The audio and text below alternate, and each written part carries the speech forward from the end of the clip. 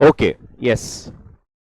सो कल हमने जहां तक मुझे याद है, we did internal auditor using the work of internal auditor 610, right? And it was a very nice standard. We spent almost an hour on that. We are spending hour on every standard, but then it makes sense because we are doing दो बार, one from the chart and from the book. I hope that you just are linking. मैं हर session में कहता हूँ, तो ही काम बनेगा, तो ही आगे आपका बहुत इजी होगा. उसके बाद we did essay 700, that is forming an opinion on the financial statements, and 705 modification of that particular opinion, right? जिसके अंदर मटेरियल, परवेसिव की डेफिनेशन अगेन वेरी इंपॉर्टेंट, वो इसको अच्छी तरह से कर लेना है. यस. और कब आप उसको याद रखें कि modification is a main heading, qualification, adverse and disclaimer are those 3 types of reports that you give, right? उसके बाद उस चीज पर हम लोग एक और स्टैंडर्ड करने वाले थे, बट आपने कहा ब्रेक, तो हमने ब्रेक लिया और आज हम ब्रेक के बाद फिर आए और अब हम नया स्टैंडर्ड लेंगे. काफी बड़ा ब्रेक था. इतना के लोग घर जाकर आए हैं. So now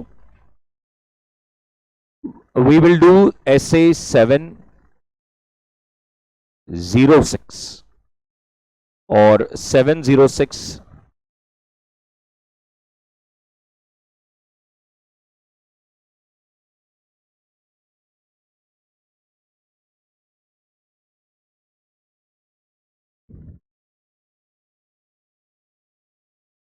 yes.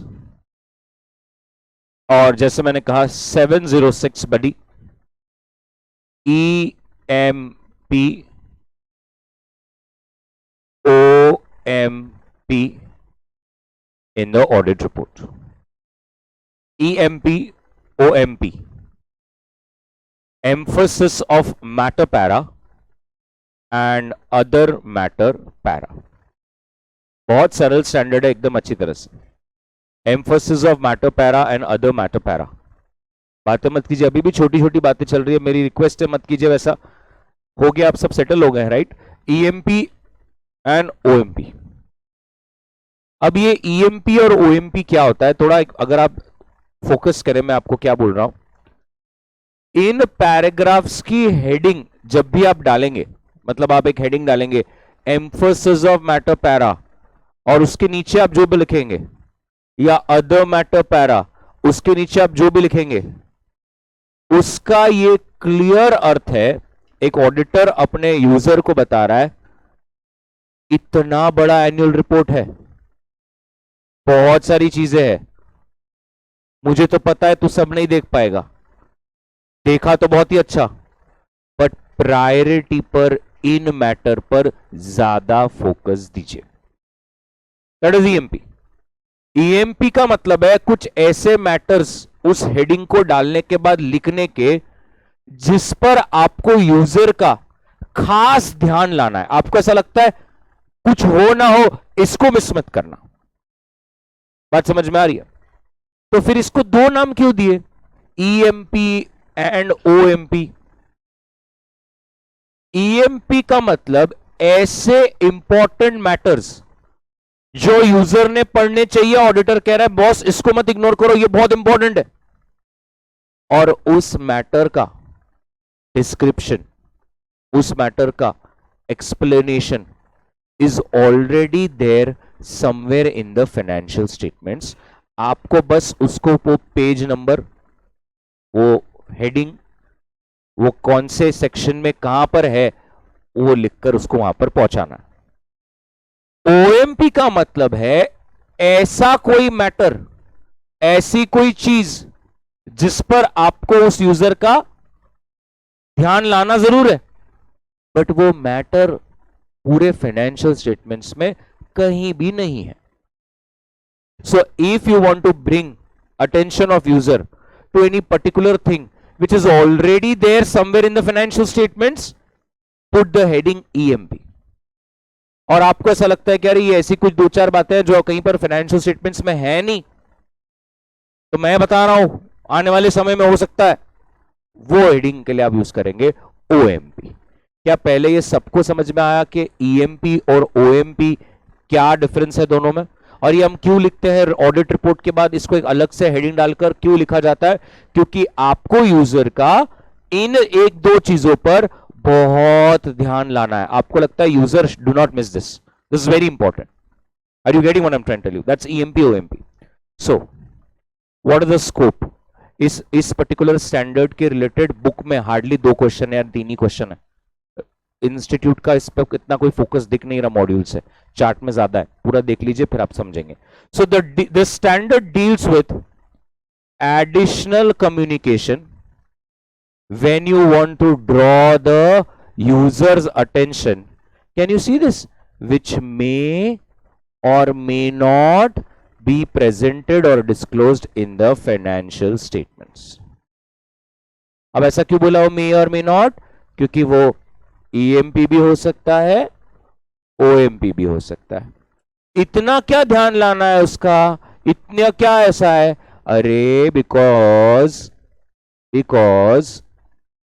it is fundamental to users understanding. कितने लोगों को याद है ये स्टेटमेंट एक बार और हो गया था परवेसिव के डेफिनेशन में, कि वो डिस्क्लोजर्स ऐसे हैं कि they are fundamental to users understanding. मतलब वो इतना इंपॉर्टेंट है, अगर वो यूजर ने नहीं पढ़ा ना तो उसके डिसीजन में दिक्कत हो सकती है, वो गलत डिसीजन ले सकता है. तो इसके पहले आप वो गलत डिसीजन ले, आप उसको बता दीजिए सर प्लीज ये देख लो, हाँ ये एडिशनल कुछ डिस्क्लोजर है, एडिशनल इंफॉर्मेशन है जो मुझे आपको बतानी है. क्या ये एकदम सॉर्टेड है? पक्का एवरीबडी. तो कितना छोटा और कितना प्यारा है. वो कहता है कोई भी एडिशनल कम्युनिकेशन किस में? रिपोर्ट में. जो क्यों करना है? To draw the necessary attention of the user which may और may not be there in the financial statement. वो रह भी सकता है, नहीं भी रह सकता. मुझे अगर उसका ध्यान लाना है तो मैं ये एक एडिशनल एक पैराग्राफ डाल दूंगा मेरी रिपोर्ट में. यूजर तो रिपोर्ट पढ़ेगा ही, जब रिपोर्ट पढ़ेगा तो क्लियर हो जाएगा. यस और नो? अभी अगर आपके स्कूल में ऐसा होता था कि नहीं मुझे नहीं मालूम है. This also happens in schools specifically. अभी तो बहुत ज्यादा हो गया है.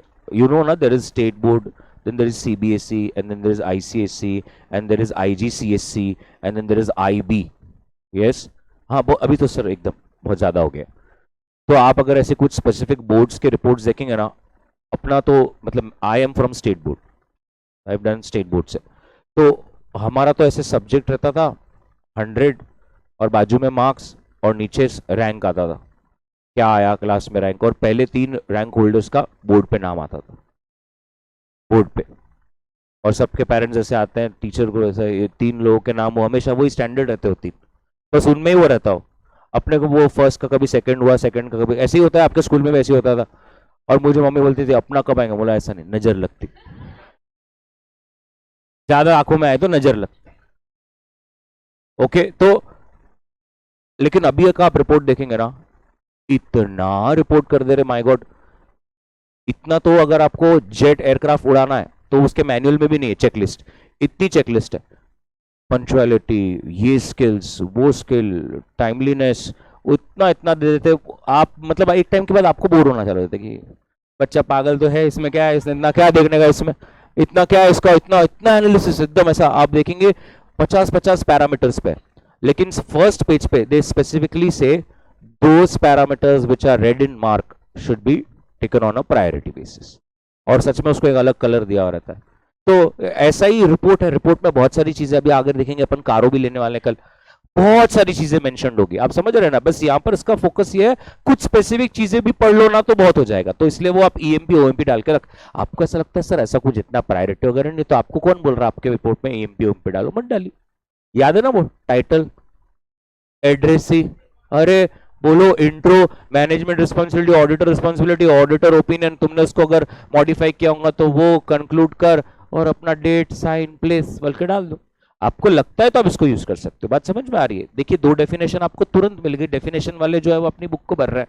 अब पैराग्राफ जो रिपोर्ट में होता है, जो ऑलरेडी कहीं पर डिस्क्लोज किया गया है, प्रेजेंट किया गया है, और वो यूजर की अंडरस्टैंडिंग के लिए बहुत फंडामेंटल है. और ओएमपी की अगर हम बात करेंगे, सेम डेफिनेशन लेकिन एक ही शब्द का डिफरेंस. क्या?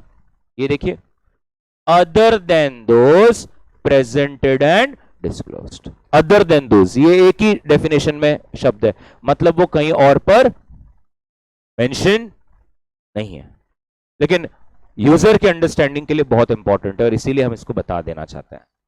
क्लियर है क्या? पक्का? Everybody? That is very straight forward.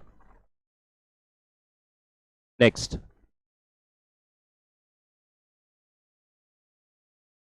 Next, अब आपको ये पैराग्राफ कैसे इंक्लूड करना चाहिए अपने रिपोर्ट में, और यहां पर भी है कैसे इंक्लूड करना चाहिए अपने रिपोर्ट में। मोरलेस दोनों सेम रहेगा। अगर किसी को लगता है क्या डिफरेंस है, भैया यहां पर वो ईएमपी की बात कर रहे हैं, यहां पर वो अदर मैटर पैरा की बात कर रहे हैं। ठीक है, नाउ मेरे को आपको एक चीज बहुत इंपॉर्टेंट बतानी है, इसमें समझिए कितना इशू हो सकता है। तो बहुत बार क्या होने वाला है, आप बोलोगे क्लाइंट को कि प्लीज मुझे ना इसको मॉडिफाई करना है, मुझे रिपोर्ट को मॉडिफाई करना है, I want to give a qualificatory remark. Client बोलेगा प्लीज मत करो ऐसा। आप क्या बोलोगे? अरे but this is very fundamental to user understanding, ये इंपॉर्टेंट है और आप इसमें मिसस्टेटमेंट्स हैं। तो आजकल क्या चलन चल रहा है, ठीक है आपको लाना ही है ना, यूजर की नजर में ही लाना है ना, एक मिडिल रास्ता अपनाते हैं। क्या करो? रिमार्क मत दो, लेकिन ये इशू को आप क्या करो, ईएमपी में डाल दो। अब सुनो, कल जाकर, पहली बात तो कोई पढ़ने वाला नहीं है, किसी ने पढ़ भी लिया और कल जाकर ऑर्डर को बोल भी दिया, तो ऑर्डर क्या बोल देगा? मैंने तो खास बोला भी था कि इस पे ध्यान दीजिए, मैंने तो बताया था, मैं तो ईएमपी के हेडिंग में डाला था कि इस मैटर पे खास ध्यान दीजिए, ऐसा ऐसा हो रहा है। तो पहली बात, ये स्टैंडर्ड ने ये जो लूप होल है कि लोग 705 को यूज करने के बजाय 706 को यूज कर कर एक मिडिल रास्ता अपना रहे हैं, जहां पर यूजर को बता भी दे रहे हैं और नहीं भी बता रहे, देयर इज अ प्रॉब्लम। तो उसमें ये पहले उन्होंने क्लियर लिखा है, please everybody focus, everybody I want you to focus, EMP is not a substitute for expressing such opinions. Make a note of this. कि इसको सब्सटीट्यूट की तरह यूज नहीं करना कि भाई 705 नहीं तो 706, नहीं, ये बातें अलग ही है। और 2 मिनट, इसीलिए ईएमपी में आप जो भी लिखते हैं ना, कितना खतरनाक है स्टैंडर्ड, ईएमपी में आप जो भी लिखते हो ना, उसके नीचे आपको एक क्लियर लिखना है, ये क्लियर रेफरेंस देना है कि जो भी मैटर मैंने एम्फोसाइज किया है या जो भी डिस्क्लोजर मैंने आपको फुल्ली डिस्क्लोज किया है, मैं ये इंडिकेट करता हूं कि वो बिल्कुल भी मॉडिफाइड नहीं है। मतलब जस्ट बिकॉज कि मैं आपका ध्यान कोई चीज पे ला रहा हूं, इसका मतलब ये मैंने उस पर्टिकुलर चीज को कोई मॉडिफाई नहीं किया, उसमें कोई मिसस्टेटमेंट्स नहीं है। Are you getting what I am trying to tell? पक्का? बहुत बार ऐसा होता है, इट वर्क्स टू वेज। आप जब कोई चीज पर किसी की नजर लाते हो ना, तो सामने वाले को लगता है maybe you are complaining. When you say ना समवन, कोई आप यूजर को बोलते हो ना, यूजर ये 2 मैटर पे लेकिन थोड़ा ध्यान देना, इसका मतलब you are not complaining, it is just that कि इस पे ध्यान दीजिए। इसका मतलब हम ये नहीं बोल रहे कि वो मैटर मिसस्टेटेड है, वो मैटर मिसस्टेटेड नहीं है। तो पहले 2 चीजों को आप समझिए, ये वाला को और इसको। मेरे को दिल से बताइए कि आपको ये 2 पॉइंट्स क्लियर हुए हैं क्या?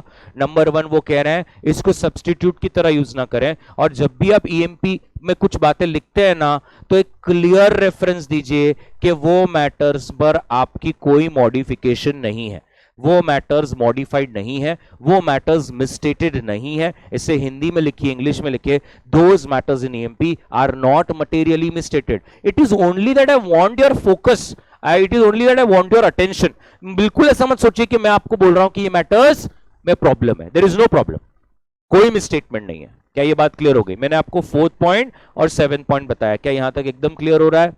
किसी को इसमें डाउट है तो आप मुझे अभी पूछ लीजिए। ये मैटर्स पर सर,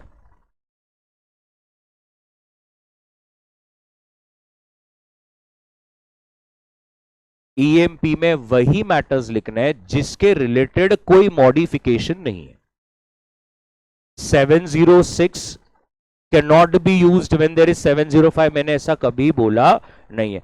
आप एडवर्स ओपिनियन भी दे सकते हैं और ईएमपी में बातों के बारे में भी लिख सकते हैं कि इन पे थोड़ा ध्यान देना। बस मैं ये कह रहा हूं ईएमपी में लिखी हुई बातें मॉडिफाइड नहीं होती, उसे सब्स्टिट्यूट की तरह यूज ना करें। क्या ये बात समझ में आ गई? तो ईएमपी मुझे बताइए क्लीन रिपोर्ट के वक्त लिख सकते क्या? मैं अभी और एकदम एकदम मतलब बच्चू टाइप बात कर लेता हूं। क्लीन रिपोर्ट में लिख सकते हैं क्या? क्वालिफाइड में लिख सकते हैं क्या? एडवर्स में लिख सकते हैं क्या? डिस्क्लेमर में लिख सकते हैं क्या? इसका मतलब कोई भी रिपोर्ट दीजिए, ईएमपी आप लिख सकते हो, लेकिन ईएमपी में जो लिखोगे उसमें मिसस्टेटमेंट्स नहीं है, ऐसा बोलना पड़ेगा। क्योंकि अगर उसमें मिसस्टेटमेंट्स है तो वो 705 के तहत बताना चाहिए, 706 के तहत नहीं। 706 is not a substitute for 705. 706 are those matters which are clean, which are pure, which are innocent, only ranks higher in terms of priority. That's it. I am not stating any misstatement है उसमें, इसलिए मैं आपको खास ध्यान ला रहा हूं। मुझे ध्यान लाना होता क्योंकि उसमें इश्यूज है तो मैं 705 यूज करता, 706 नहीं। ओके, यहां तक एकदम क्लियर हो गया? अच्छा, यहां पर वो कह रहे हैं रिपोर्ट में कहां लिखें? ओपिनियन पैरा के बाद लिख दीजिए। क्या कोई हेडिंग देनी पड़ेगी? हां, हेडिंग दीजिए एम्फोसिस ऑफ मैटर।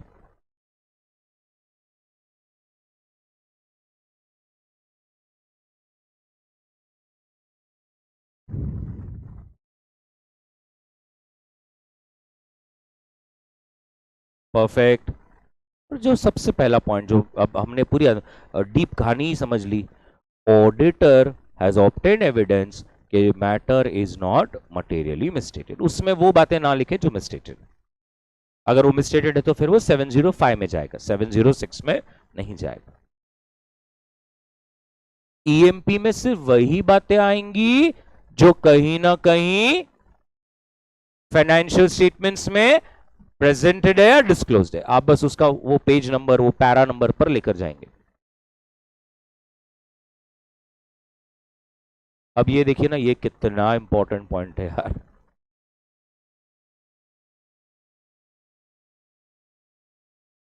यस, ये कितना इंपॉर्टेंट है। Wide spread use diminishes the effectiveness of communication. Listen ना, कोई आया मेरे पास अभी, मेरे को मुझे नहीं समझता। अब जैसे एग्जांपल दे रहा हूँ, श्लोक भाई, भाई हमारे भाई come sometimes and tells me sir can you just tell me in priority which are the sums that we should do. होता है ऐसा, इस पे यूट्यूब वीडियोस भी बनते हैं। क्या वीडियो का हेडिंग होता है? ABC सुपर 30, टॉप 30, इतना करके जाओ तो आपका रैंक है, उससे ज्यादा करो तो 1 से आगे रैंक आता है, 0.2। अभी ये अपने जगह पे मैं तो कोई ऐसा यूट्यूबर टाइप है नहीं, तो ये मेरे को मतलब प्रैक्टिकली मतलब ट्रू बाय हार्ट मैंने तो सारा ही पढ़ा है जब मैं कर रहा था। ऐसा सिलेक्टिव थोड़ा सा दिक्कत दे देता है, बट अभी आजकल चलता है, you have to be with the trend. अगर आप सिलेक्टिव नहीं बोलोगे तो देन आप स्टूडेंट के साथ नजर में ऐसा बनते हो कि हाँ शाना बन रहा, खुद का हो गया तो ऐसा कर रहा। तो sometimes I have to be like okay चल ये छोड़ दे, थोड़ा ये नहीं करेगा तो ये करेगा तो चलेगा।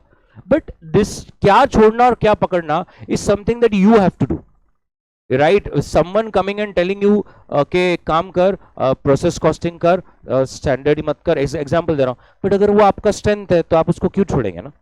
Are you getting this? तो आपको अपने स्ट्रेंथ और वीकनेस के हिसाब से करना चाहिए। अब मेरा बोलने का तात्पर्य ये है कि let's say someone comes and tells me sir ये 30 क्वेश्चंस है, can you tell me which questions I should do in priority. एकदम प्रायोरिटी पे कौन से, मतलब ऐसा कि ये कर लो। अब मैं क्या कर रहा हूं, समझ लीजिए शॉर्ट एग्जांपल है, मैं कह रहा हूं 10 क्वेश्चंस है और कोई मुझे आके बोलता है कि सर बताओ ना प्रायोरिटी पर कौन सा करूं, तो मैं उसको बोल रहा हूं 1 कर, 2 कर, 4, 5, 7, 8, 5 और 9। तो फिर कितने बचे? नहीं नहीं, रैंडम नहीं समझ रहे आप, नहीं समझ, मेरे एग्जांपल गलत ले लिया आपने। फिर से मैं उसको और बच्चों टाइप बात करता हूँ। 10 क्वेश्चन है, किसी ने बोला सर इसमें क्या करूं, तो मैं बोल रहा हूँ प्रायोरिटी पे तू कर 1, 2, 3, 4, 5, 6, 7, 8, हाँ ये कर। हाँ तो हाँ अभी तो समझा। तो आप सारा ही इंपॉर्टेंट है बोल रहे हो। कोई आपके पास एक आशा से आता है कि यार ये 10 क्वेश्चन है, सामने वाला मुझे ऐसा कुछ 3 बताएगा, कुछ टॉप 4 बताएगा, हाँ, लेकिन आपने यूट्यूब वीडियो बना दिया टॉप 20% ऑफ द सिलेबस और उसमें आपने बोल दिया ये है 11 चैप्टर ऑडिट के, बस आपको इसमें से करना है सिर्फ 10। तो सामने वाला कमेंट में गाली तो देगा, फ्री चल रहा है भाई, उसका हक बनता है, जहां फ्री है उसके पास तो वो फ्रीडम है ही एक्सप्रेशन का। अरे यस और नो? तो वो कह रहे हैं ऑडिटर ने ना ऐसा सबका सब नहीं घुसाते रहने का, wide spread use of EMP मत करो, वरना एक टाइम के बाद यूजर को क्या लगेगा, अरे हेड़ा है ये बोल रहा ये कुछ इंपॉर्टेंट मैटर्स हैं, पेज नंबर इस पे भी जाके देखिए, नंबर 2 इस पे भी जाके देखिए, नंबर 3 इस पे, अरे पूरी बुक पढ़ने लगा नहीं ना इसने, तो इसने एक ही लाइन में लिख देना था पूर्ण बुक वाचा। अरे बाबा का तो वाइड स्प्रेड यूज मत कीजिए, वो है ना आपकी इफेक्टिवनेस ऑफ कम्युनिकेशन को डिमिनिश कर देता है। People take you lightly then, अरे इसका इसका हमेशा ही प्रायोरिटी रहता, इसका हमेशा ही प्रायोरिटी था। वो होता है ना ऐसा, कुछ दोस्त एकदम आपको कॉल करते हैं, यार मेरा है ना बहुत अर्जेंट काम है दोस्त, मेरे को अर्जेंट तेरा हेल्प लग रहा है एकदम, and you come running and then you say अरे कुछ नहीं यार, वो तेरा मेरा रबर तेरे पास रह गया था ना, अरे बड़ी ये तो कल भी ले सकता था तू, क्या तेरा। तो ऐसे टाइम के बाद धीरे धीरे ना people will ignore you, because what will happen, ऐसा कोई दोस्त आपको कॉल करेगा ना, यार मेरा बहुत अर्जेंट काम है और उसको जेन्युइनली ब्लड चाहिए, आप बोल रहे चल कल मिलेंगे, अभी टाइम पास मत कर, तो आप समझ रहे हो, आप इतना वाइड स्प्रेड यूज मत कीजिए। ईएमपी है ना एकदम सोफिस्टिकेटेड स्पेसिफिक रेयर सर्कमस्टेंसेस में यूज होता है, don't use it for every and कोई भी मैटर में आया तो ईएमपी, कोई भी मैटर आया तो ईएमपी, ऐसा मत कीजिए। क्या बात क्लियर हो रही है? अगर आप देखेंगे अब सब पॉइंट्स अदर मैटर पैरा के मोरल सेम है, वो कह रहे हैं बात वही है, बस आप जब करें तो हेडिंग क्या यूज करें, अदर मैटर पैरा। और इसको कहां पर लिख सकते हैं सर, एक तो इमीडिएटली आफ्टर ओपिनियन पैरा और EMP para, या elsewhere in the report if the content is relevant to such responsibility section. So you can just quote it wherever you want. चर्चा का विषय सेम ये, बस आप मेक श्योर करिए कि हेडिंग जो है समय समय पर वही रहे, ठीक है एवरीबडी, पक्का। यहां पर आप कुछ सर्कमस्टांसेस, मतलब यहां पर इस डब्बे में आप कर सकते हैं एग्जाम्पल्स, कुछ ऐसे एग्जाम्पल्स दिए हैं। सो नंबर 1 पे आप अंडरलाइन कर सकते हैं outcome of litigation case, Number 2, early application of new accounting standard which can have a pervasive effect. ये क्या हो गया मुझे समझा ही नहीं, बीबिट, व्हाट इज बीबिट? बीबिट ये समझ रहा है आपको? मैंने आपको बीच में भी कहा था, पहले there was no accounting standard on agriculture products, animals, life stock, अब आ गया ना। अब 2 मिनट सोचिए, एग्जाम्पल लेते हैं थोड़ा आपको समझ रहा है तो, अमूल, अरे भैया उसका पूरा इससे ही काम बनता है ना, उसका life stock, agriculture, dairy products, इसी पे तो पूरा कार्यक्रम है उसका, इस पे कोई अकाउंटिंग स्टैंडर्ड ही नहीं है, आ गया अब अचानक से तो पूरा बैलेंस शीट हिल जाएगा ना। अरे ये so no. And number 3, a major catastrophe that has had or continues to have a significant effect. Now it can be anything, it can be an earthquake, it can be any natural calamity, तो वो एक आपके ऊपर बहुत impact दे सकता है, जहां पर आप बोल सकते हो यूजर का खास ध्यान ला सकते हो कि ऐसा ऐसा हो रहा है, उसके वजह से ये प्रॉब्लम्स अराइज हो रही है। कोई भी एक कॉन्टिनेंट में आपका कोई बड़ा ब्रांच है, कोई फैक्ट्री है, उसके वजह से आपको बहुत लॉसेस हो रहा है, यूजर को समझने में दिक्कत हो जाएगी, ऐसा क्या हो गया यार, कंपनी अचानक से क्वार्टर ऑन क्वार्टर इतना लॉसेस डाल रही है। आप ईएमपी में डाल दीजिए कि अपना 50% ऑपरेशंस जो है वो so and so continent based है और वहां पर बहुत ज्यादा साइक्लोन्स हो रहे हैं, इसकी वजह से सब डिस्टर्ब हो गया है एंड सो फोर्थ, तो आप वो चीज एक डाल सकते हैं। यहां पर भी अगर आप देखेंगे कुछ circumstances हैं, so in which other matter para may be necessary, so reporting on more than one set of financial statements, restriction on the use of audit report, याद है ना ये restriction on the use of audit report, कौन बोलेगा कहां पर आया था ये, absolutely perfect, SA 560 right, subsequent events है ना, उसमें याद है ना ऐसा बीच बीच में अपना ये मेरी रिपोर्ट पे रिलाई मत करो, मुझे कुछ मैटर के बारे में मिला है, फिर नई रिपोर्ट आती है, फिर नई रिपोर्ट में डालना पड़ेगा ना, पहले की रिपोर्ट भी थी, ऐसा वैसा। फिर समथिंग विच इज ये सी बिट नहीं है, restriction on use of audit report relevant to users understanding है, एंड ये कुछ ऐसे एग्जाम्पल्स है जिसके ऊपर आपको ओएमपी लगेगा। अगर आप देखेंगे अब ये दोनों के दोनों डब्बे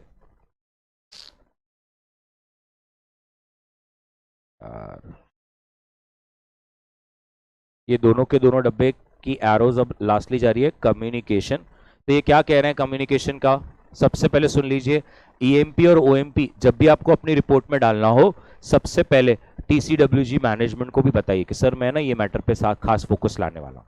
so the auditor shall inform TCWG about its intention of introducing such paragraph and the proposed wordings. Number 2, such communication enables TCWG to be aware of the nature of such matter जो auditor highlight करना चाहता है, और उनको भी एक opportunity देता है to get further clarification wherever necessary.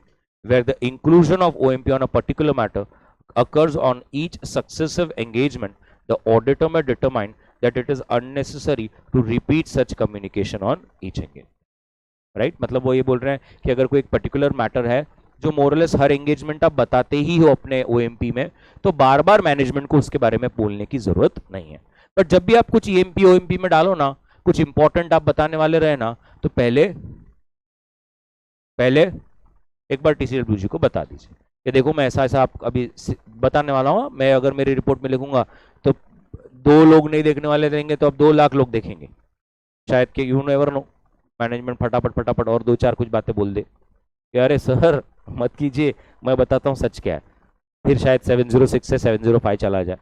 या अगर सच रहेगा तो बोलेगा बिंदास डालिए सर, मैटर है इंपॉर्टेंट, आप बताइए, बता देंगे.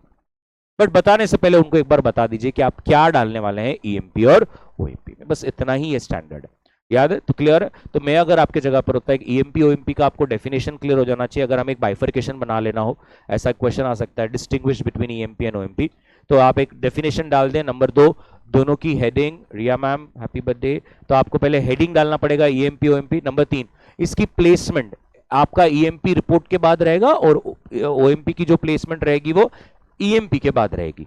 नंबर 4, याद करें कि वाइड स्प्रेड यूज ना करें, इतना भी ज्यादा यूज ना कर दें कि लोग इसका इफेक्टिवनेस को ही डिमिनिश हो जाए. नंबर 5, जो भी मैटर आप इसमें डालते हैं वो मिसस्टेटेड नहीं रहते हैं, इसका आपको क्लियर रेफरेंस देना है. तो यूजर को ये बताइए कि मैं सिर्फ ये आपके ध्यान लाना चाहता हूं, ऐसा मत सोचिए कि इसमें गड़बड़ी है. इसमें कोई गड़बड़ी नहीं है, मैंने इसके खिलाफ एविडेंस अच्छा इकट्ठा किया है.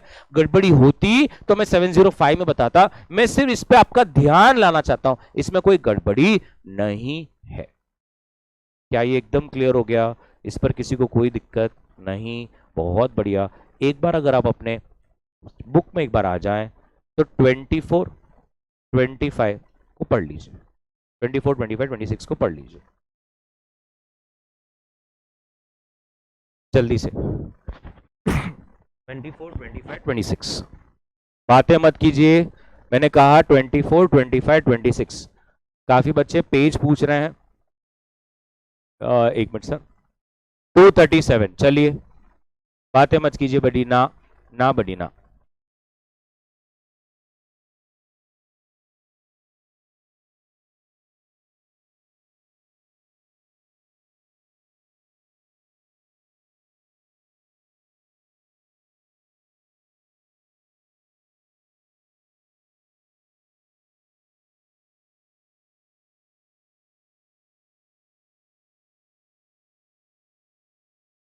चार्ट के ऊपर भी कहीं लिख दीजिए 24, 25, 26 क्वेश्चन.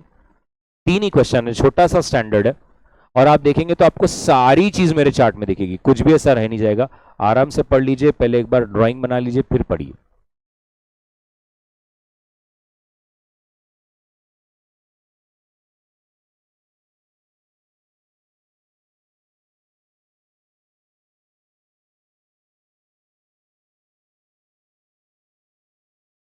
पढ़ लीजिए, मैं आपके लिए रुका हुआ हूं.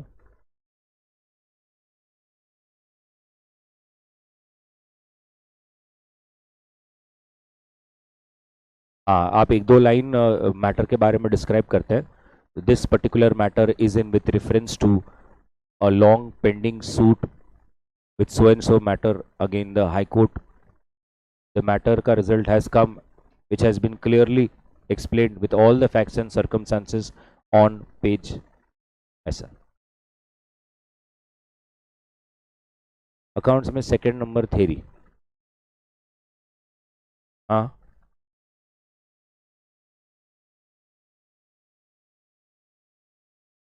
नहीं नहीं, उसमें ऐसा कुछ भी नहीं है. नहीं नहीं नहीं नहीं नहीं नहीं, बोलो ना सर, एग्रीकल्चर का एग्जाम्पल भी दिया, फिर क्या चाहिए?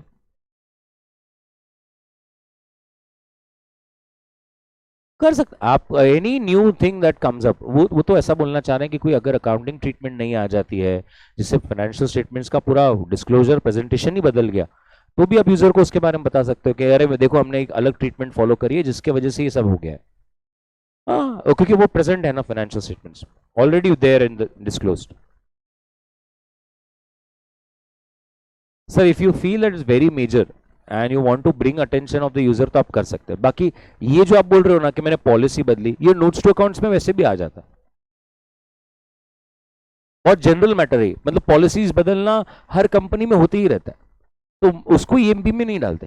कुछ अब तक एप्लीकेबल नहीं था, कुछ नए लॉज आपको एप्लीकेबल हो गए, जैसे एचडीएफसी लाइफ का हो गया था, आपको ही पता है कि नहीं?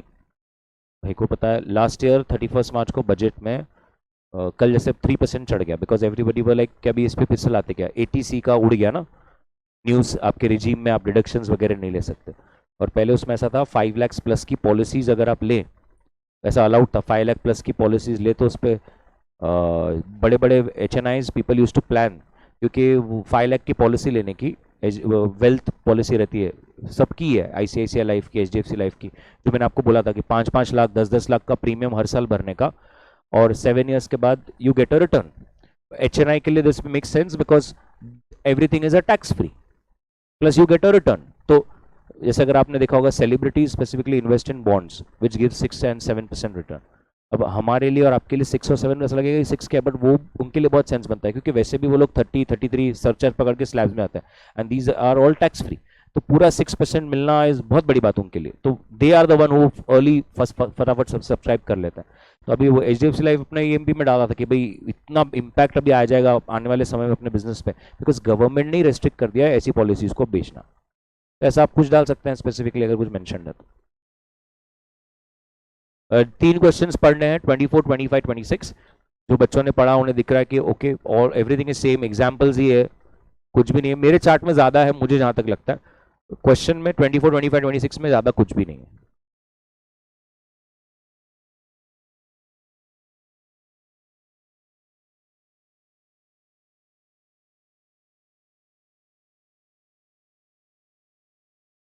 आई एम वेटिंग, आपके लिए आराम से पढ़ लीजिए।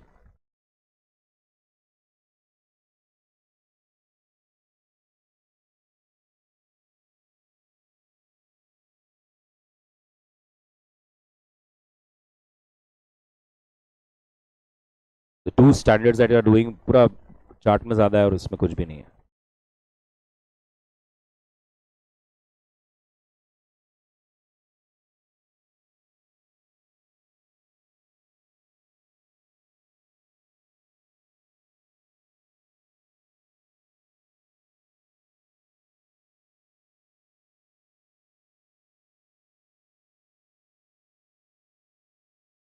उतना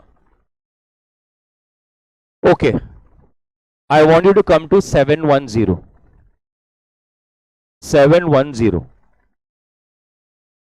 710 नहीं है? होगा मैम, बड़े में होगा या छोटे में होगा, कहीं ना कहीं होगा। हाँ बड़े में आ जाइए, 710, 710। ये जो दो स्टैंडर्ड्स है बहुत स्ट्रेट फॉरवर्ड है, मैं आपको अभी बता दूंगा ध्यान से। अभी मैं पहले आपको बता दूं क्वेश्चन 27 से 37, बस ये 4 क्वेश्चन ही है, इसके ऊपर भी मैं आपको पूरा चार्ट से बताने वाला हूं, आप बाद में पढ़ लेना उसके हिसाब से। 27 और 31 बिल्कुल बड़े ध्यान से देखिए। अभी क्या है, मैंने पहले लेफ्ट हैंड साइड में लिख दिया है 27 से 31 आपके बुक में। मैम जहां पर 26 हुआ ना उसी के बाद 27 क्वेश्चन। चार्ट कहां पर है, कोई किसी की मदद करेगा, कौन से चार्ट के पीछे है? 706 के पीछे है। वाह, 706 तो अब भी किया।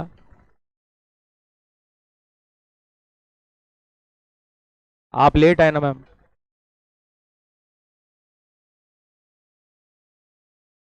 आ गए 710 पे, इतना टाइम थोड़ी लगता है भाई। नहीं नहीं, ये बच्चे क्यों नहीं आ रहे? 706 के पीछे ही है क्या?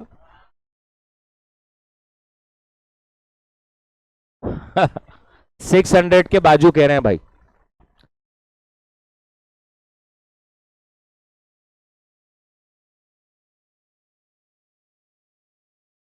क्या बात है, आपने सब फाइल में डाल भी दिया एक एक करके, दैट्स नाइस। ओके चलिए करूं बडी। अभी 710 की हेडिंग है कंपेरेटिव इंफॉर्मेशन। मत कीजिए ऐसा, बड़ी रिक्वेस्ट है ना। कंपेरेटिव इंफॉर्मेशन, और अब इधर देखिए there are two words, corresponding figures and comparative financial statements. ठीक है, आप देखिए मैं आपको एक मेरा खुद का इसके ऊपर एक चार्ट बना के देने वाला हूं, आपको सब क्लियर हो जाएगा। Corresponding figures and comparative financial statements. अभी आपको याद है क्या, ऐसे 700 में there are two frameworks, compliance framework and fair presentation framework, remember ना। इस स्टैंडर्ड में आपको दो बातों के बारे में बताया हुआ है, करस्पॉन्डिंग और कंपेरेटिव। अगर आप देख रहे हैं कंपेरेटिव यहां पर है जिसके अंदर ये पॉइंट्स है, और करस्पॉन्डिंग के बारे में ये है। अब ये दोनों में क्या डिफरेंस है, करस्पॉन्डिंग फिगर और comparative financial statements, what is the difference, understand. You remember मैंने एक क्वेश्चन का आपको कल ही जवाब दिया कि हम जब भी बैलेंस शीट बनाते हैं तो हम लास्ट ईयर के फिगर्स क्यों लिखते हैं, क्यों लिखते हैं। बहुत बढ़िया, जो आपका फ्रेमवर्क लागू है उस फ्रेमवर्क में ऐसा फॉर्मेट बना के दिया हुआ है, तो आपको ऐसे ही बनाना पड़ेगा। यस और नो, इज दिस क्लियर। ये फ्रेमवर्क है जिसके तहत आपको ऐसा बना के दिया हुआ है, करंट ईयर और लास्ट ईयर। मैं आपको एक क्लियर कर दूं, जिस दिन फ्रेमवर्क बदलेगा, अगर बदलता है भारत में तो, और उन्होंने बोला कि पिछले 2 साल के बताने, तो अपन तब से 2 साल का बताना भी शुरू करेंगे। ये क्लियर हो गया, now understand. If you are appointed to only do the audit of the current year and previous year figures are shown only because the framework states, but you are not appointed to comment on last year. You are appointed to do the audit of the current year and express your opinion on the current year financial statement only, my friends. Then we say we are following corresponding figure framework. मतलब मैं अगर बोलूं कि मला current ईयरचे ऑडिटलाच appoint केला आहे, मैं last year का फिगर क्यों बता रहा है, मेरे को तो करंट ईयर के पैसे मिल रहे हैं, मैं लास्ट ईयर का फिगर क्यों बता रहा है, क्योंकि फ्रेमवर्क में ऐसा बोला है, फॉर्मेट है ऐसा। बाकी मैं लास्ट ईयर के फिगर को ऑडिट करने वाला नहीं हूं, मेरी ओपिनियन सिर्फ करंट ईयर के रिगार्डिंग ही रहेगी। तो इसका मतलब मैं करस्पॉन्डिंग फिगर फ्रेमवर्क अडॉप्ट कर रहा हूं। कंपेरेटिव फाइनेंशियल स्टेटमेंट फ्रेमवर्क का मतलब है you are not only suppose to give your opinion on the current year, but you are suppose to give your opinion on the current year, on the last year, on the last to last year, on the last to last to last year.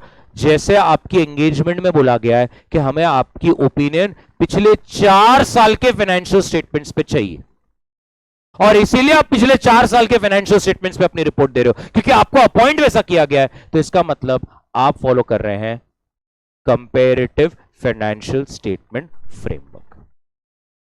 ये दोनों में मैंने आपको अंतर बता दिया, इसमें किसी को कोई डाउट है तो वो मुझे पूछ सकता है। करस्पॉन्डिंग फ्रेमवर्क में लास्ट ईयर का फिगर फॉर्मेट है इसलिए बता रहा हूं, कंपेरेटिव फाइनेंशियल स्टेटमेंट में लास्ट टाइम का फिगर इसीलिए बताया जा रहा है क्योंकि मेरे को उस पर ओपिनियन देने का है, मेरे को उस पर ऑडिट भी करने का है। कंपेरेटिव फाइनेंशियल स्टेटमेंट में full entire complete financial statements of last year are also shown. In a corresponding figure, full financial statements of last year are not shown. Only the corresponding figures are shown. Whatever is prescribed as per the pro forma, the format. अब ये जो मैंने पिछली 5 minute बोला, बच्चों को अगर लिखने में थोड़ा दिक्कत हो तो मैंने यहां पर ये बना के दिया कि एक होता है करस्पॉन्डिंग जिसमें प्रीवियस ईयर के फिगर्स ही दिए होते हैं, एक होता है कंपेरेटिव जिसमें एंटायर है, वो एंटायर, ये एंटायर है, बाप रे, ये क्या हमारे यहाँ पे entire set of financial statements is given. My god, नजर, yes sir, we will take action on this sir. Auditor's opinion यहां पर is only for the current period and यहां पर is for all the periods. So I hope that is very very clear. Comparative information clear, पक्का, everybody, क्या यहां तक सबको clear हुआ क्या? तो मैम करस्पॉन्डिंग फिगर फ्रेमवर्क में आप लास्ट टाइम के फिगर्स क्यों बता रहे हो? बिकॉज मैम फ्रेमवर्क बोल रहा है, बाकी आपको क्या लास्ट ईयर के फिगर पे ऑडिट करने का है क्या, ओपिनियन देने का है क्या? आपको सिर्फ और सिर्फ करंट ईयर के पे ही ओपिनियन देने का। और अगर किसी ने बोला कंपेरेटिव फाइनेंशियल स्टेटमेंट्स, इसका मतलब entire set of financial statements दिए गए हैं, सिर्फ करस्पॉन्डिंग ही नहीं, और आपकी रिपोर्ट जितने भी उसमें ईयर हैं उन सबके ऊपर आपको ओपिनियन अपनी देनी पड़ेगी। क्या ये क्लियर है? पक्का, एवरीबडी? तो जैसे मैंने बोला 27 इंट्रोडक्शन, क्या है nature of comparative information?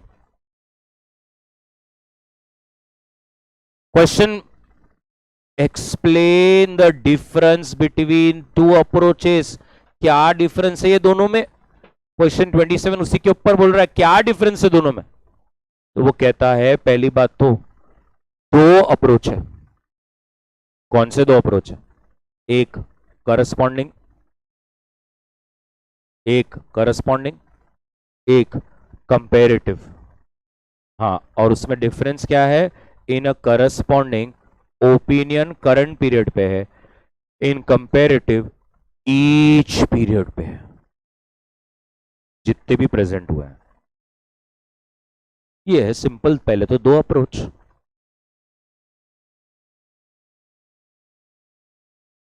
Yes और नो? मैंने किया, आप पूरा देख सकते हैं यहाँ पे, जो मैंने किया उत्तेज करना, ज्यादा कलर किया तकलीफ हो जाती।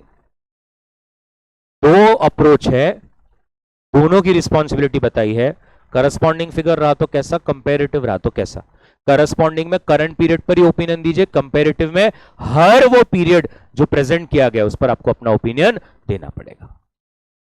अगर आपके मन में आ रहा है सर ये सेकंड बिट कब काम में आता है, बड़ी सेकंड बिट तब काम में आता है, मैंने आपको एग्जांपल दिया, जब आपको सेबी को कुछ फाइलिंग करनी है तो सेबी बोलता है चला पिछले 4 साल के लाओ।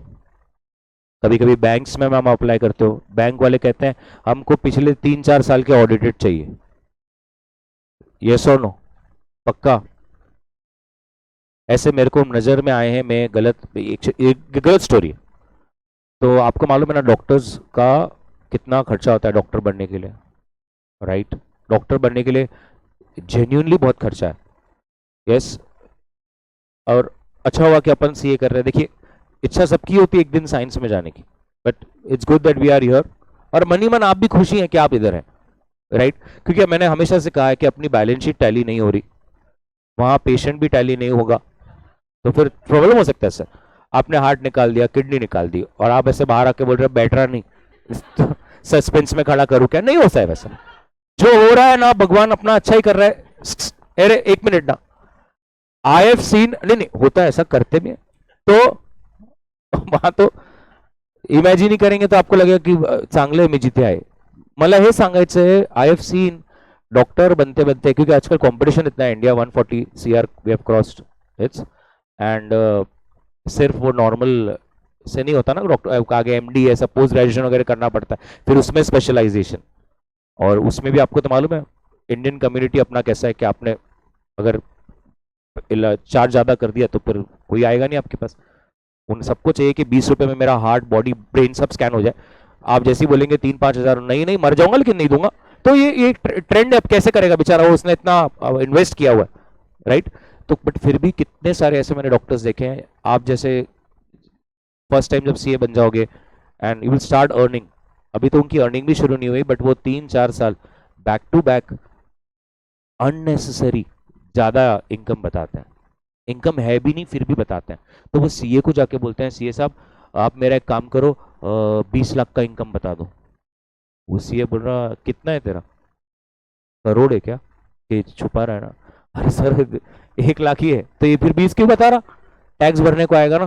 तो वो कहता है कोई बात नहीं सर, टैक्स भर देंगे, इतना खर्चा किया है जीवन में, मम्मी पापा को मैंने और बोला और मांग लूंगा। वो फालतू में 3-3 4-4 साल ज्यादा इनकम बताते हैं। आपको ये शौक होगा सुन के, ज्यादा कौन बताता है, छुपाते हैं लोग, ये तो बता रहा है। बताते हैं वो, भरते हैं, वो टैक्स भरते हैं, क्योंकि उनको पता है अगर आगे बढ़ना है तो ज्यादा इनकम बतानी पड़ेगी, क्योंकि जब वो 4 साल जेब से टैक्स भरेंगे जबकि कमा नहीं रहे, तब वो ये फाइल बैंक में जमा करके एक बड़ा मशीन का लोन ले सकते हैं।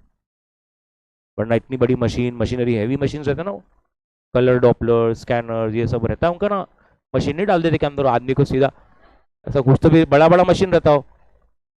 वो थोड़ी बुके बुलाने वाली मशीन ऐसी ऐसी ऐसी मारे, बड़ा मशीन रहता है, उसका करोड़ों का खर्चा है।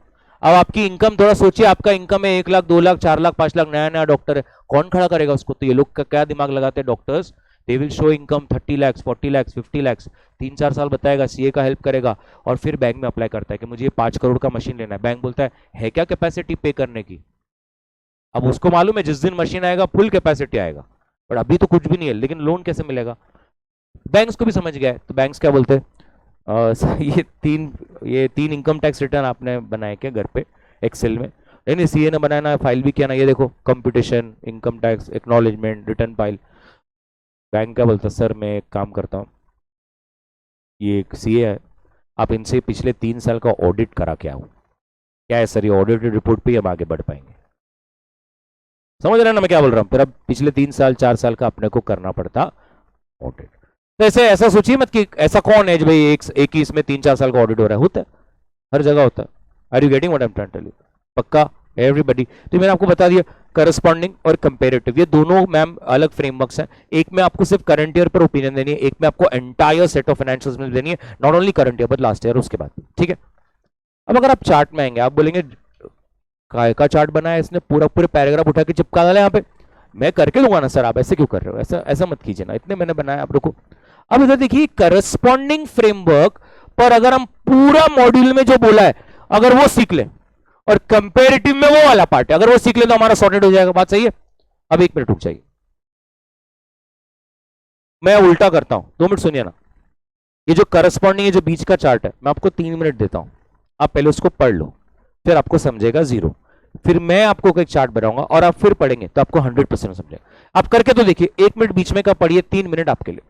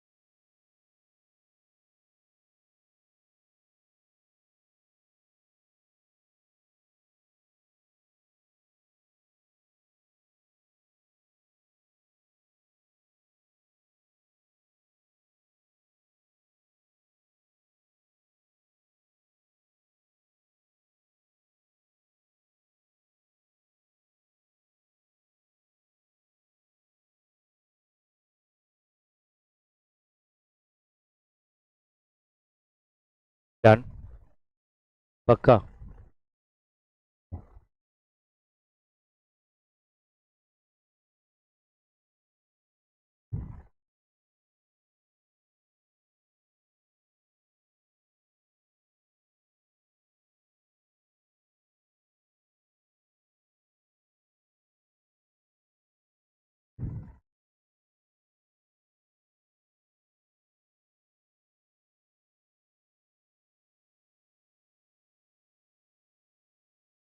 चलिए, अभी मैं अभी एक कुछ चार्ट बनाता हूं, आपको अच्छा लगा तो आप भी बनाना, आप बोलना कि सही सही सही समझ में आ गया, ठीक है। ध्यान से देखिए क्या स्टोरी है, वो सिंपल है। करस्पॉन्डिंग फिगर फ्रेमवर्क कर रहे हैं हम लोग। मैंने ब्रैकेट में लिख दिया है नीचे कि इसमें ओपिनियन करंट ईयर के ही ऊपर होती है। हम पिछले साल के ऊपर ओपिनियन अपनी नहीं देते। अब देखिए होता कैसा है, बिल्कुल बड़े ध्यान से देखिए। सबसे पहले वेदर द फाइनेंस, कुछ भी मत लिखना, financial statements of last year वो audited. Ask yourself this question, क्या पिछले साल के फाइनेंशियल स्टेटमेंट्स ऑडिट हुए थे क्या?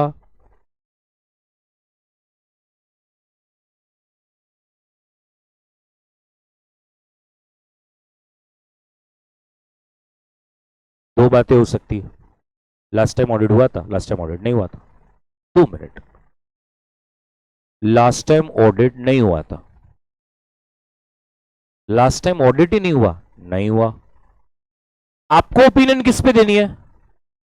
करंट ईयर पे। लास्ट ईयर पे देनी है क्या? और लास्ट ईयर तो ऑडिट।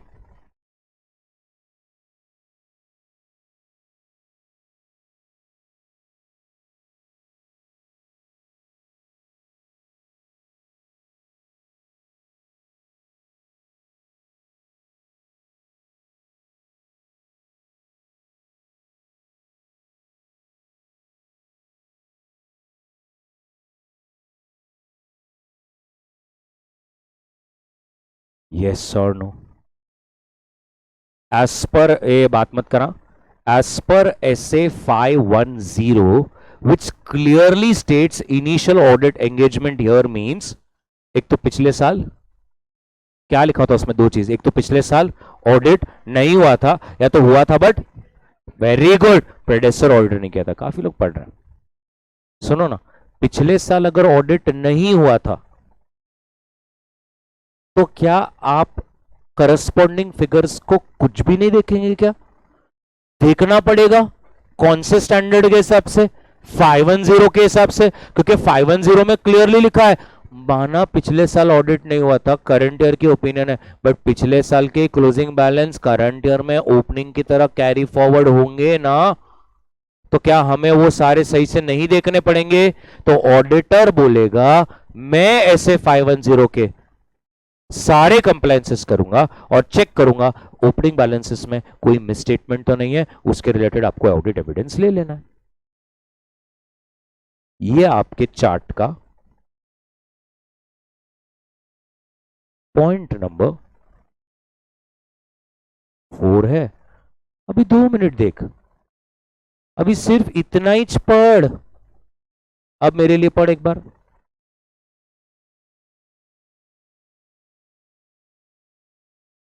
अब पढ़।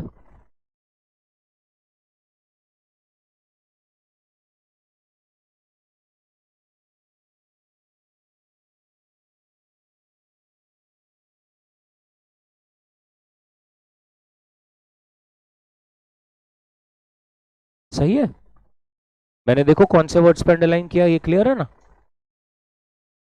मैंने कौन से 2 वर्ड्स पर अंडरलाइन किया, समझा ना? इसका मतलब ये मत भूल जाना कि आपका कुछ फर्ज नहीं बनता, क्योंकि 710 बड़ा शार्प है। 710 बराबर कह रहा है कि माना कि करंट ईयर पर ओपिनियन दे रहे हो, बट ऐसे 510 ने पहले ही बोल दिया है करंट ईयर पे ओपिनियन दो और लास्ट टाइम का ऑडिट ना हो तो लास्ट टाइम के ओपनिंग बैलेंस तो देखने ही पड़ेंगे। क्लियर है क्या? अब क्लियर हुआ? एक क्लियर हुआ, अब रुक जाइए। इधर देख, अपने आप को क्वेश्चन पूछिए, क्या financial statements of last year were audited? हाँ ना, ना और हाँ।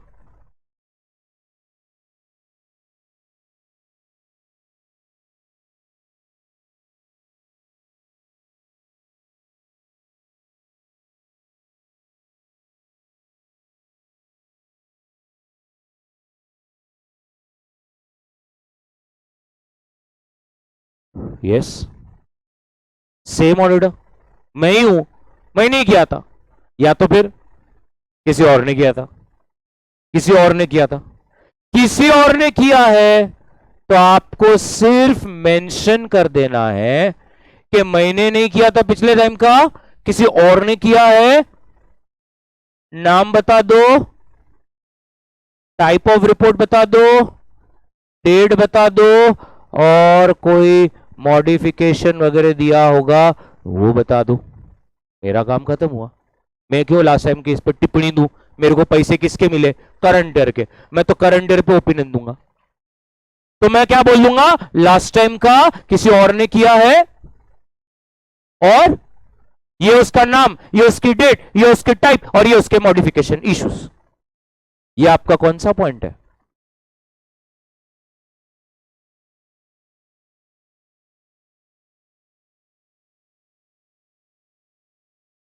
अब ये वाला पढ़, ये उसकी हेडिंग है, यहां पे कोलन्स है, और यहां से ऐसे आगे पढ़ने का रहता।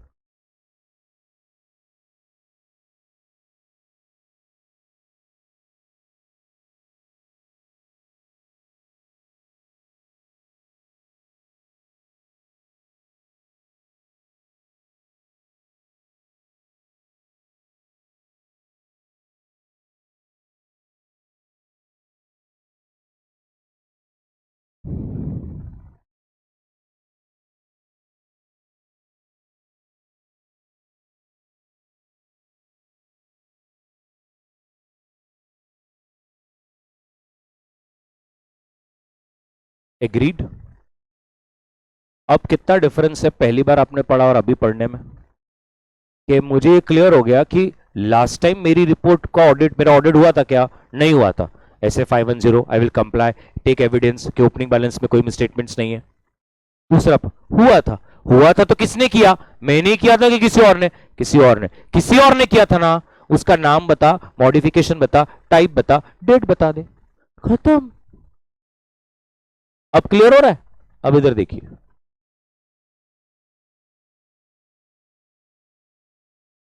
चार्ट देखो कैसे बन रहा है, मैं ऐसा बता देता हूं। बताइए, यहां तक क्लियर हो रहा है? लास्ट टाइम का ऑडिट हुआ था क्या? हाँ या ना? ना। हाँ, किसने किया था? मैंने या किसी और ने? किसी और ने, ऐसा। अब ध्यान से,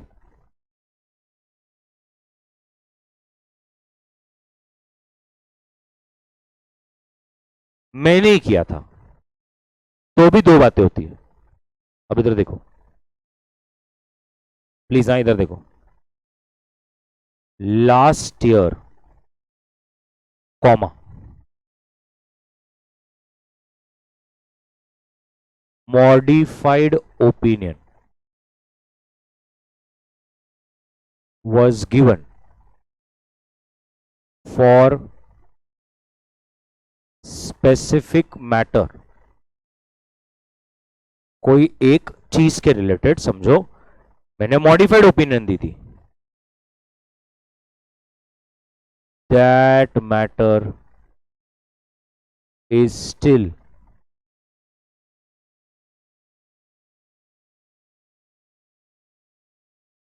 unresolved. Common sense, current year की रिपोर्ट को भी कर दूंगा मॉडिफाइड। लास्ट टाइम मैं ही था ऑडिटर, मैंने ही बोला था कि ये तेरे 705 में 4 इश्यूज हैं, मैंने मॉडिफाई किया था। यही बेशरम इंसान फिर उठ के आ गया मेरे पास ऑडिट, तो सीधा मैं उसको बोलूंगा, सर आपने जो भी ये साल किया सब सही है, लेकिन मैंने आपको लास्ट टाइम 5 चीजें बोली थी, इसमें इश्यूज है, इसमें मिसस्टेटमेंट्स है, इसको सुधारा क्या आपने? नहीं, वो नहीं सुधारा, तो फिर वो तो सब मिसस्टेटमेंट्स इधर आ ही गए, फिर से करंट ईयर की रिपोर्ट को भी मॉडिफाइड कर दूंगा।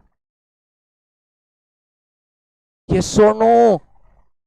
अब इधर देख, मैं ये क्या लिखता हूं, इधर देखो, लास्ट ईयर कॉमा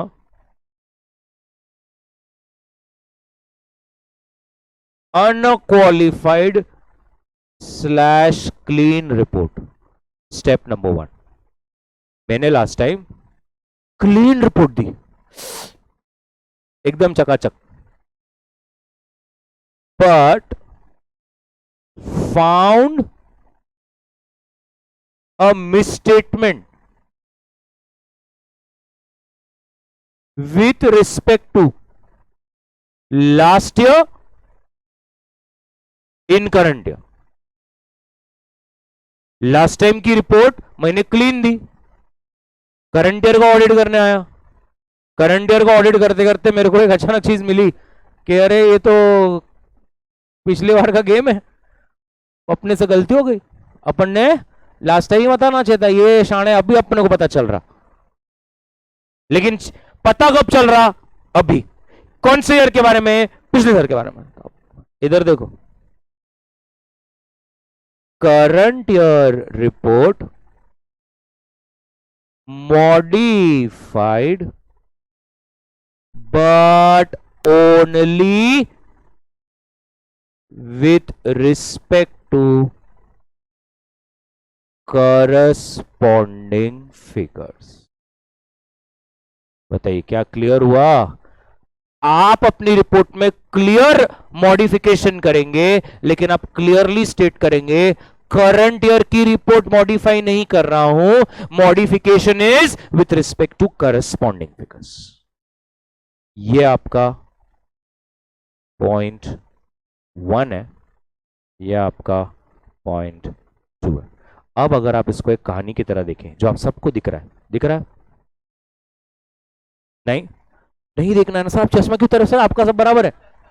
एक मिनट, एक मिनट, मेरे को इधर, मेरे को देखिए, अपन अपने आप से एक बार बात करेंगे। मैं ऑडिटर बनता हूं, मैं टफ वाला पार्ट आप करेंगे, और जो इजी वाला पार्ट है वो मैं करूंगा। देखना है आपको? चलिए, आपको जवाब देना है टफ टफ, मतलब यस और नो, और मैं इजी इजी जवाब दूंगा जिसमें मुझे पूरा डिस्क्राइब करना होगा। ओके, तो आपको कौन सा जवाब देना है sir birthday boy? Only yes और नो, ठीक है। लास्ट टाइम आपका ऑडिट हुआ था क्या? नहीं हुआ था, तो मुझे ऐसे 510 के सारे रिक्वायरमेंट्स को कंप्लाई करना पड़ेगा। करस्पॉन्डिंग फिगर्स जो कि ओपनिंग बैलेंस है करंट ईयर के, लास्ट ईयर के क्लोजिंग बैलेंस है, उनके रिगार्डिंग ऑडिट एविडेंस लेना पड़ेगा कि उसमें तो कोई मिसस्टेटमेंट्स नहीं है ना। बर्थडे बॉय, सेकेंड सिचुएशन, क्या आपका लास्ट टाइम ऑडिट हुआ था? वेरी गुड, मुझे लगा ये फिर नो बोलेगा। बहुत बार करते हैं, अच्छा आज कुछ तूफानी करते हैं, बराबर है, बराबर है, प्लेइंग, तो थिएटर प्ले कर सकता है। तो एक बार हो गया नो। अभी क्या आपका लास्ट टाइम ऑडिट हुआ था? इसने बोला हाँ। मैंने किया था कि किसी और ने किया था? किसी और ने। तो फिर अपने क्या करने का? अपन उसका नाम, उसकी डेट, क्या मॉडिफिकेशन किया, कैसा रिपोर्ट दिया, क्या, वो सब बता देंगे बस। बर्थडे गर्ल मैम, अगर लास्ट टाइम आपका ऑडिट हुआ था, किसने किया? बहुत बढ़िया, तो सेम ऑडिटर। और एक बर्थडे था ना? हाँ मैम, तो मैंने किया था, और एक सिचुएशन क्या है और दूसरी सिचुएशन क्या है वो बता दीजिए। तू बोला था यस नो ही बोलना है। क्यों एक्स्ट्रा पूछा? अरे क्या बच्चे, यस मैम, ट्राई कीजिए। एक तो ऐसा है, हाँ बराबर है। तो अब ऐसा बोलूं, एक में लास्ट ईयर मिसस्टेटमेंट था जो करंट ईयर में भी कैरी फॉरवर्ड हो रहा है अनरिजॉल्व, तो मुझे करंट ईयर की रिपोर्ट को भी मॉडिफाई करना पड़ेगा। और दूसरा क्या था Nimodia ji, if you want to try? Yes sir, मतलब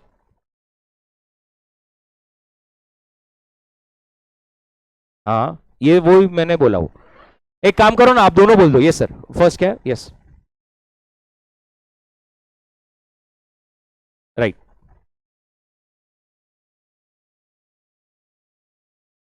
ओके, आपने दोनों, मेरे को लगा आप नीचे भी बताएंगे, ठीक है चलिए। तो एक तो लास्ट टाइम का एक मिसस्टेटमेंट था, हमने मॉडिफाई भी किया, करंट ईयर वो अनरिजॉल्व है, तो मैं करंट ईयर की रिपोर्ट को भी मॉडिफाई कर दूंगा। और दूसरा सिनेरियो ऐसा है, लास्ट टाइम का मिसस्टेटमेंट था बट लास्ट टाइम नहीं पता चला तो मैंने क्लीन दे दी, अब पता चला, अब क्या करें, तो अब मॉडिफाई करेंगे but only with respect to corresponding figures.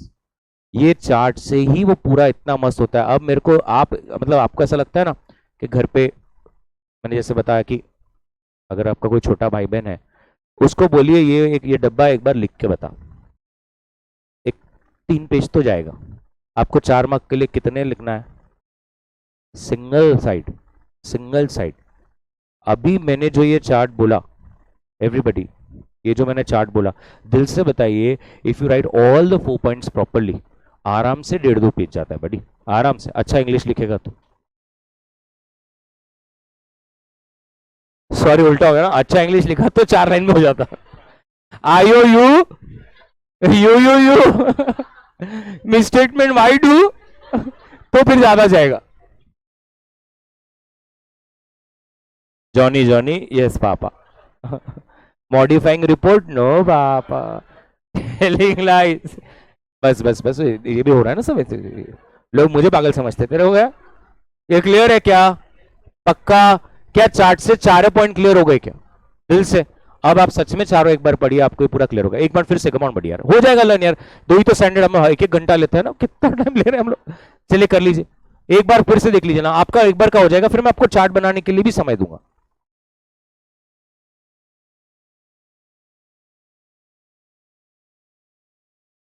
तो फिर कुछ नहीं करना मैम, क्लीन ही रिपोर्टिंग 100%। यस,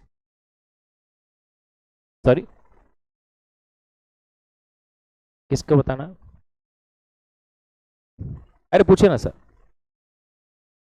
लास्ट ईयर की गलती नहीं नहीं सर, हम तो नहीं बताना चाहते। अपन क्लाइंट को कभी भी बोलते कि आप ये देखो इसमें इश्यूज है, सॉल्व करो। वो सॉल्व नहीं कर रहा है तो अपन अपने पे नहीं लेंगे ना। अगर let's say you are doing an audit, कल जाके मैंने तेरे को बोला मेरा ऑडिट कर, तुझे समझ में आ गया मेरे पीएनएल में मेरे पर्सनल एक्सपेंडिचर्स भी हैं, तो तू मुझे क्या बोलेगा? सर ये हटा दो पर्सनल एक्सपेंडिचर, इसको निकाल दीजिए और सही से बता दो। तो कोई भी स्टेटमेंट नहीं बताएगा। मैं तुझे बोलूंगा कि नहीं नहीं कुछ नहीं होता रहने दे, तो फिर तू अपने मेंबरशिप पे क्यों लेगा ना ये बात? कल जाके कुछ निकला बाहर तो फिर इट्स अ ट्रबल। हाँ ये क्यों सब एडजस्ट कर लेते, बस पब्लिक का पैसा नहीं है, इट्स ओनली माइन मनी, तो इट्स ओके। बट जब पब्लिक की बात आ जाएगी तो फिर तो तुम पब्लिक के पैसों का फ्रॉड कर दिया ना, तो फिर लंबा इशू हो सकता है।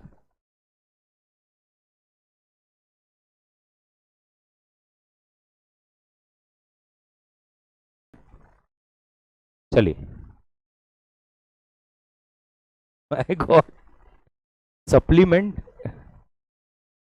दे, ऐसा सबको बता सकता हूँ, मतलब ऐसा करते हैं लोग, दे मतलब लोगों का आइडिया है, ये ऐसा कर सकते हैं आप, ये ऐसा पेपर लेने का, उस पर लिखने का और उस पर चिपका देने का, ऐसा। लोग बोल रहे नो।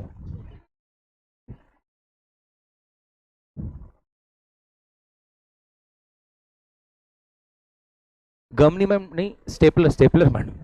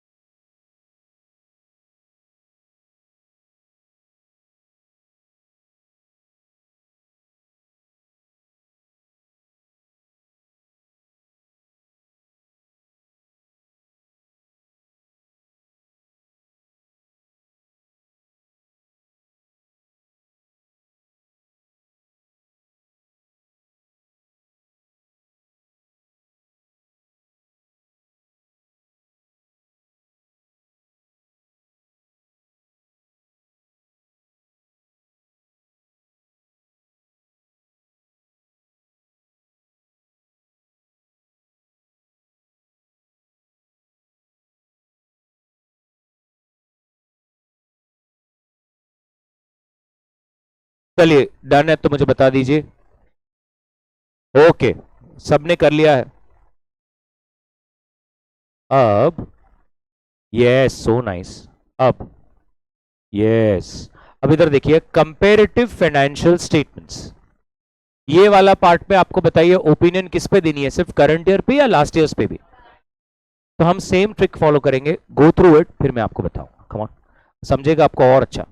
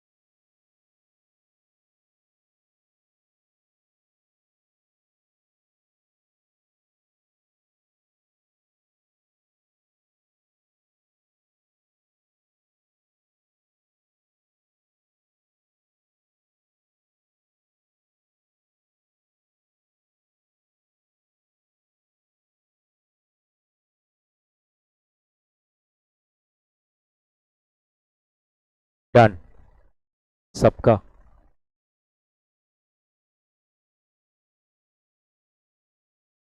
सबका हो गया। अब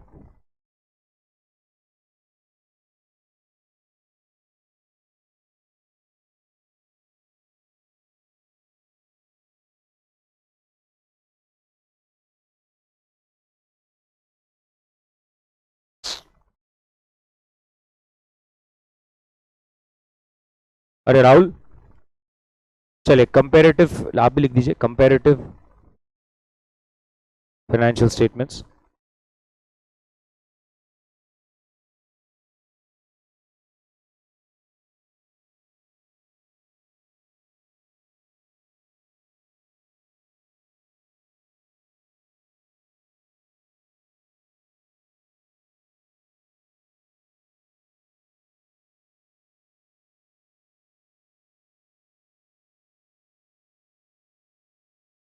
Yes, comparative financial statements, opinion on all the financial years presented.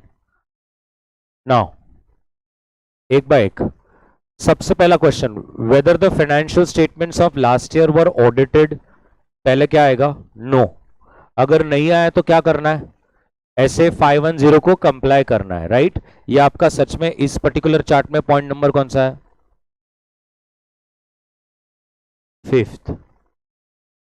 एक बार अब पढ़ लीजिए। 5th पॉइंट यही है क्या? ये आपका 5th पॉइंट है।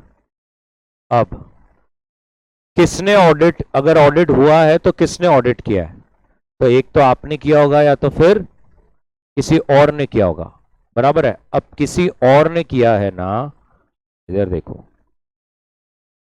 तो इस चार्ट में क्या प्रॉब्लम आता है?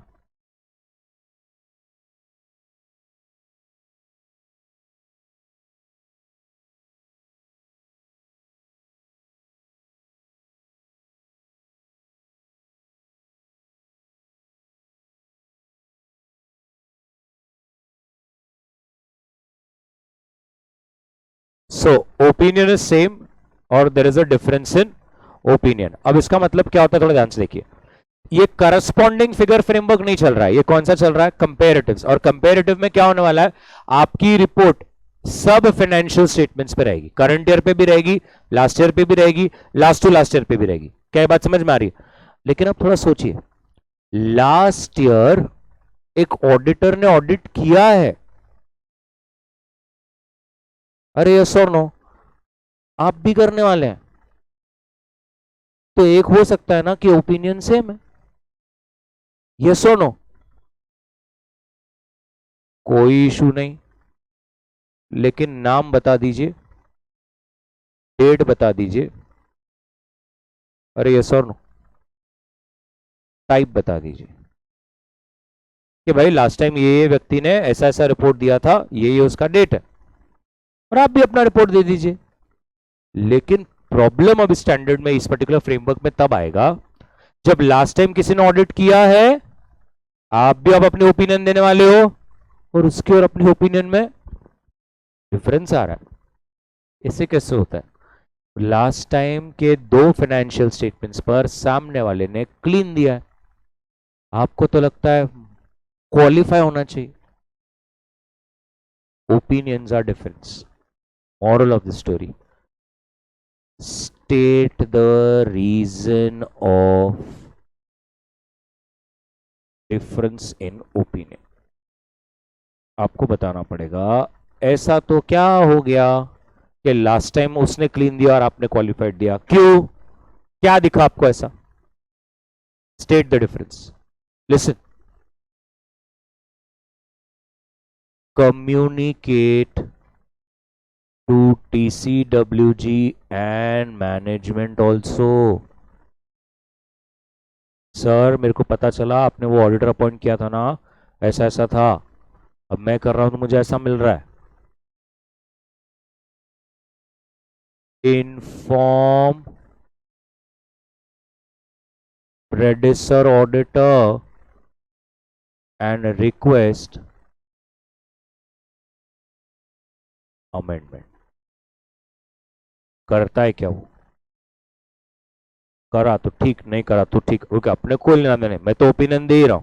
मेरा कर्तव्य क्या बनता है? क्लाइंट को बोलना सर प्रॉब्लम है। अभी आप बात करो अपने प्रेडिसर ऑडिटर से, वो क्लाइंट क्या बोलेगा? मैं बात करता, लेकिन तू भी बता दे के साथ तो क्या डिफरेंस है। हम तो बताने ही वाले हैं सर, मुझे तो ओपिनियन देनी है ना। सेबी और बैंक मुझे नहीं पूछेगा क्या कि लास्ट टाइम इसके ऊपर ओपिनियन हो गई थी ऑडिटर की और तेरी क्यों अलग है? याद रखना, किसी ने आपको ऐसा पूछा हे कसं होऊ शकतं, उसको सीधा तमाचा देना है। ऑडिट एक सब्जेक्टिव है, ऑडिट जजमेंट पे चलता है। एक व्यक्ति की जजमेंट दूसरे व्यक्ति की जजमेंट से अलग होती है, तो ये तो कोई ऐसा, कोई हमें हमारे ऊपर या प्रेडेसर ऑर्डर के ऊपर या सीए कम्युनिटी के ऊपर या ऑडिटर कम्युनिटी के ऊपर उंगली नहीं उठा सकता कि कैसा आपका प्रोफेशन, ये बोलता है अनक्लीन और आप बोलते क्वालिफाइड। सर जजमेंट और एस्टिमेट्स के आधार पर है, ये तो हमारा ऑडिट का सबसे बड़ा ड्रॉबैक है, लिमिटेशन है, डिसएडवांटेज है। तो आप ये मत बोलिए कि वो गलत है कि मैं गलत है, उसका जजमेंट अलग है, मेरा जजमेंट अलग है। Are you getting what I am trying to tell? Everybody practically, I hope you understand, गड़े मुर्दे उखाड़ के कुछ मिलने वाला नहीं है। बदनामी होगी, इशू बनेगा, तो ऐसा होता नहीं है। बट अगर बहुत ऐसा स्पेसिफिक आपको मिल गया, क्लियर बता दीजिए, क्योंकि रूल कहता है ऑडिटर के ऊपर नहीं आ जाए। ऑडिटर कह रहा है यार मुझे पिछले 4 साल का ओपिनियन देने का बोला है, ये सेबी में जाने वाला है, उसके हिसाब से सेबी इसको आईपीओ का परमिशन देगा और कल जाके करोड़ों रुपए का कार्यक्रम है, आ गया मेरे ऊपर कुछ तो मैं तो बता रहा हूं मेरी ओपिनियन मॉडिफाइड है भाई। अब क्लाइंट ने और प्रेडेसर ऑर्डर ने पिछले 2 साल में मिलके क्या किया, मुझे क्या लेना देना? यू नेवर नो, क्लाइंट मिला हुआ है, क्लाइंट ने उसके इंडिपेंडेंसी पे थ्रेट दिया था और वो थ्रेट में आकर उस ऑडिटर ने क्लीन रिपोर्ट दे दी, लेकिन अब जब मैं करने बैठा हूं तो मुझे तो मॉडिफिकेशन दिख रहा है। मैं तो मेरा रीजन बता दे रहा हूं, क्लाइंट तेरे को भी बता दे रहा हूं, प्रेडेसर ऑर्डर तेरे को भी बता दे रहा हूं, तुमको चेंज करना है करो, नहीं करना मत करो, मैं तो मेरा रीजन बता दूंगा। क्या इथपर्यंत सगळ्यांना कळलं का? तो वो सब किधर है? Can you see this? ये देखिए ना, 2 मिनट से इधर देखिए अब सब लोग।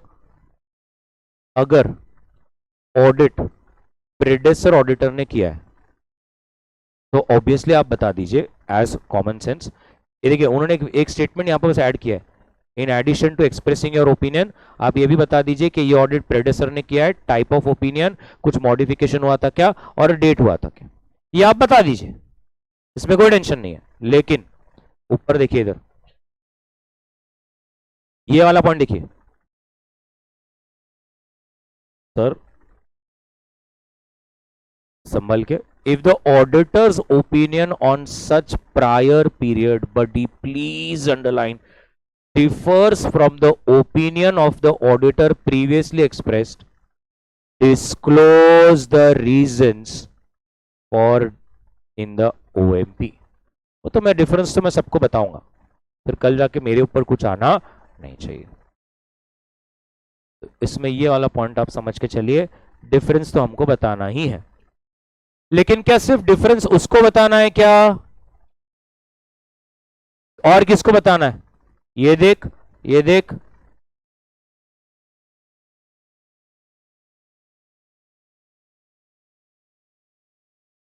पूरा लाइन पढ़ एक बार मेरे लिए।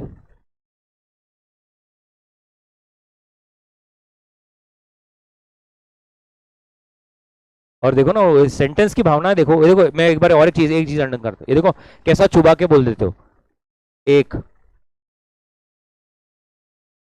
और 2, यस और नो। वो क्लियर कट क्या बोल रहा, मुझे तो पिछले टाइम बहुत ही स्टेटमेंट दिख रहे, बट ऑडिटर ने, फिर कैसे हो गया ऐसा बोलना?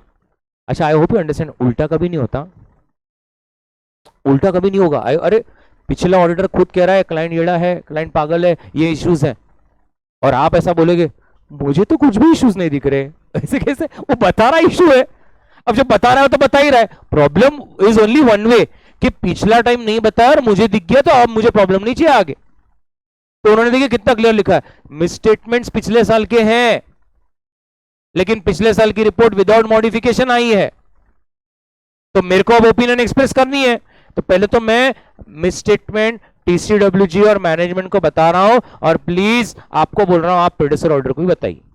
मैं आपको एक क्लियर कर दूं, आपकी कोई जिम्मेदारी नहीं बनती आप प्रेडेसर ऑर्डर को कॉल लगा के बात करने की। मालूम पड़ा उसके इंस्टाग्राम पे आके तुम उसके कमेंट में, उसके डीपी पे कमेंट कर रहे हो, जोल कॉट यू, ऐसा नहीं, तेरा कुछ भी काम नहीं बनता, तू उसके साथ मत खेल लपा छुपी, वो मैनेजमेंट देखेंगे उसको, मैनेजमेंट को क्या करना है, समझ में आ रहा क्या? 1 मिनट, अगर प्रेडेसर ऑडिटर बोलता है ठीक है नया रिपोर्ट देता हूं, अमेंड करके देता हूं, तो फिर ठीक है, हमें भी क्या लेना देना, फिर हम भी ज्यादा छेड़खानी नहीं करेंगे, डिफरेंसेस नहीं बताएंगे। तुमने नहीं किया तो फिर मैं मेरे डिफरेंसेस बताऊंगा कि सर ये लास्ट टाइम की रिपोर्ट, यह बिग रिपोर्ट, इसमें डिफरेंस है। और आप है ना ऐसे वक्त पे आप ये समझिए, वो चेंज करे ना करे, आपने तो सेबी को वैसे ही बता दिया ना, सेबी लास्ट टाइम के 3 साल में ना इसने कुछ बताया नहीं और मुझे मिला।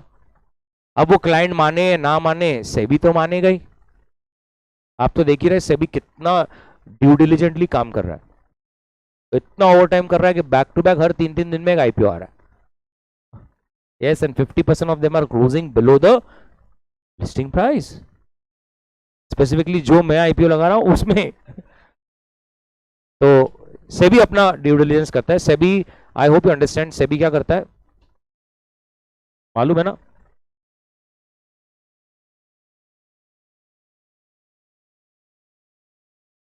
नहीं नहीं, ऐसा हो ही नहीं सकता कि तुम्हें इसके बारे में नहीं पता है। VETING है या VETTING? तुम्हें तो ये पहली बार देख रहे हो ऐसा लग रहा है मुझे, कितने लोग इसको पहली बार देख रहे हैं? जय हे, जय हे।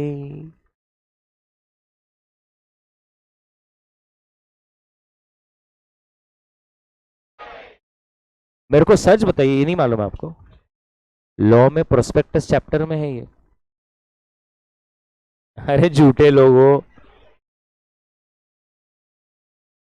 एग्जाम में मैं बता देता हूं, एग्जाम में एक बार ऐसा क्वेश्चन आया है, एक व्यक्ति ने इन्वेस्ट किया प्रोस्पेक्टस को पढ़ के, उसको नुकसान हो गया। ऐसा तो केस स्टडी क्वेश्चन है कि नहीं? झूठ बोला उठक फेंकूंगा बाहर। ऐसा एक क्वेश्चन है कि उसने प्रोस्पेक्टस पढ़ा, उसको उसमें इन्वेस्ट किया और उसको नुकसान हो गया। ये है ना, ये डिस्कस हुआ है ना? उसको आपको एग्जाम्पल दिया होगा ऐसा कि डायरेक्टर का डिग्री डाल दिया होगा, डायरेक्टर हमारा ऐसा है, नंबर 1 है, ऑल इंडिया रैंकर है, ऐसा ऐसा कुछ एग्जाम्पल दिया होगा। ऐसा अमिताभ बच्चन है, एक्सपर्ट है, हाँ ऐसा कुछ दिया सर। और उसमें ऐसा है कि उस व्यक्ति ने सेबी पे भी केस कर दिया कि चलो कंपनी तो झूठ बोला, तुम क्या कर रहे थे, तुम क्या कर रहे थे? और आप ही सोचिए, क्या ये सही नहीं है क्या? सेबी का काम क्या है? वैन मेरे को बताइए बडी, मैं क्या बोलता, कंपनी तो झूठ बोल रही, चल कंपनी झूठ बोल रही, सेबी क्यों बना है? कि अपन सेबी को बोलते, सेबी को पहले देने का रहता, आपके प्रोस्पेक्टस में लिखा है, सेबी सारा देखता है, कुछ आरओसी को बताता है, फिर आपको 90 डेज के अंदर या 180 डेज के अंदर, मुझे कितना डेज में, 90 डेज के अंदर आपको आईपीओ लग के लाना होता है, नहीं तो फिर से पूरी परमिशन प्रोसेस वगैरह स्टार्ट करनी पड़ती है। मुझे ये समझ नहीं रहा, अब ये आपको कभी दिमाग में ये क्वेश्चन क्यों नहीं आया? तो वो व्यक्ति सेबी के ऊपर भी तो केस कर सकता है कि सेबी कंपनी तो झूठ बोल ही रही थी, तू तो समझदार है, तुझे तो समझ जाना था कि प्रोस्पेक्टस में ऐसा सब नहीं चलता, तूने कैसे अलाउ किया? ये थॉट प्रोसेस नहीं आया कभी आपको कि सेबी पर तो हम लोग डाल सकते हैं ना, कंपनी तो है ही झूठी, उसको तो अपन पकड़ेंगे ही। तो रूल ऐसा है, कभी ऐसा केस लॉ या ऐसा क्यों नहीं बताया गया? ऐसा लॉ में लिखा है, एक्ट में लिखा है, सेबी सिर्फ वेटिंग करता है। इसका मतलब ये होता है कि सेबी एक ऊपर ऊपर से सारी चीजें देखता है, और अगर उसको उसमें कुछ नहीं मिला तो वो उसके लिए अप्रूवल दे देता है। बट इसका मतलब ये नहीं कि उसने देखना मतलब सारी चीजें सही है। Are you getting this? ऐसा भी हो सकता है कि उसने उसके चीज उसके देखने में कुछ रह गया होगा और वो ही आपका इशू बन गया। Are you getting what I am trying to? Jain साहब क्या मिलेगा ये ऐसा जोक मार के? आपको समझ रहा, पीछे वालों को समझ रहा, सबको समझ रहा, क्यों करते सर ऐसा? क्या ही मिल जाएगा सर उसको? बताइए मुझे जैन साहब। जो बेचारा श्लोक समझने की कोशिश कर रहा था, उसको कुछ भी नहीं भाई, वो प्रोस्पेक्टस की डिस्कशन चल रहा है, वो रेड हेरिंग, फिर वो कुछ तो भी शेल्फ प्रोस्पेक्टस, कुछ तो भी अलग रहा है, अब्रिज्ड, अब्रिज्ड। और एक भी है क्या? कौन सा? डीम प्रोस्पेक्टस, सबको पता है डीम प्रोस्पेक्टस। रहने ही दो अब तुम। तो याद रखना, आप सेबी पे कभी कुछ ला नहीं सकते, क्योंकि सेबी हमेशा क्या बोल देगा, हमने तो सिर्फ एक ओवरव्यू लिया, हमने सारी चीज देखी नहीं है। डन है क्या? पक्का एवरीबडी? तो बताइए, अरे बहुत टाइम चल गया यार, करस्पॉन्डिंग और कंपेरेटिव में डिफरेंस क्या है? एक ही चीज पे डिफरेंस कहां आएगा? यस बहुत बढ़िया, कहां पर डिफरेंस आएगा? क्योंकि लास्ट ईयर में प्रेडेसर ऑडिटर ने तो रिपोर्ट दी है, और अब आपको भी ओपिनियन देनी है, तो हो क्या जाएगा? कॉन्ट्राडिक्शन। और अगर कॉन्ट्राडिक्शन आ गया ना सर, तो फिर आप तो अपना रीजन क्या था वो बता दोगे, टीसीडब्ल्यूजी को बता दोगे, टीसीडब्ल्यूजी प्रोड्यूसर को बता देगा, अगर वो अमेंड करना चाहे तो ठीक, ना करना चाहे तो ठीक, अपना काम तो बन गया, अपनी रिस्पॉन्सिबिलिटी है बता देना। क्लियर है? पक्का? तो अगर मेरे को चार्ट में जाना है, आप ये समझ रहे हैं ना, मैं आप ये वाला जो पार्ट है हमारा, ये वाला जो पार्ट है, अगर अरे क्या यार, अगर financial statements of last year were audited, no SA 510। if they were audited same और another auditor, सेम में कोई फर्क नहीं गिरता। और क्यों नहीं गिरता? एक मिनट, ये मुझे बताइए, इसमें हमें ये वाला पार्ट कुछ करने की क्यों जरूरत नहीं है? 2 मिनट इस पर क्यों ज्यादा चर्चा नहीं है? हमने ही ओपिनियन दिया ना पिछले साल, यस और नो? अरे बड़ी पिछले साल तूने जो ओपिनियन दिया ना, बोलो ना। पक्का? हाँ, अगर आपको करंट ईयर पिछले साल के रिगार्डिंग कुछ मिलता है तो आप मॉडिफाई करेंगे, सेम है, उसमें कोई चेंज नहीं आएगा। इसलिए स्टैंडर्ड का फोकस सिर्फ किधर है, अनदर ऑडिटर ने किया होगा ना, और ओपिनियन सेम है तो ठीक, गलत ओपिनियन मतलब डिफरेंस इन ओपिनियन रहा तो क्या करना, उस पर आपको सिर्फ फोकस देना। श्योर अबाउट दिस, पक्का? तो मैं आप इतना ही मतलब आपका कॉल है, आपको क्या चाहिए, सिर्फ इतना ही कहीं पे ऐसा बता दो ना कि फाइनेंशियल स्टेटमेंट्स ऑडिट हुए थे क्या, हाँ, और हुए थे तो अनदर ऑडिटर ने किए थे, तो एक तो ओपिनियन सेम हो गया तो डिफरेंस होगा, डिफरेंस होगा तो क्या, सेम होगा तो क्या। कम एक थोड़ा सा शॉर्ट में कहीं पे कर दीजिए ना, मतलब ये खत्म होता है मेरा standard. Rest everything remains the same.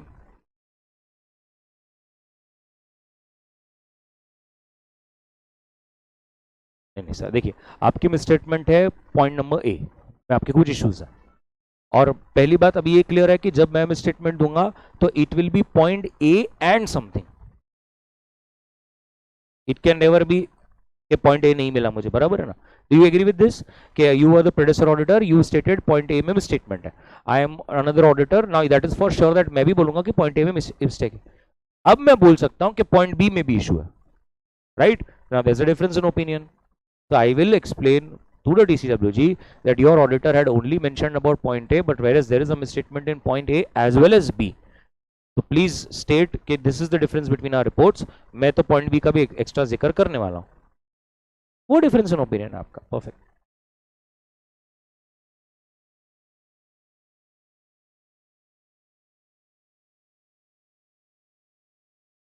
There are three aspects: state the reason of difference, communicate to TCWG or management, and the third is inform predecessor auditor and request for amendment.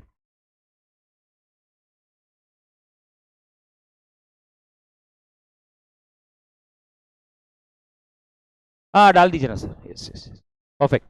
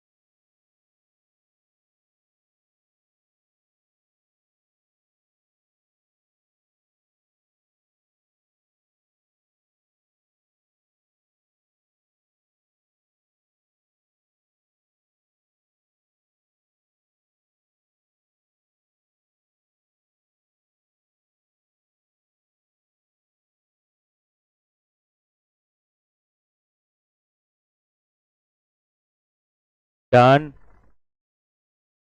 Buddy.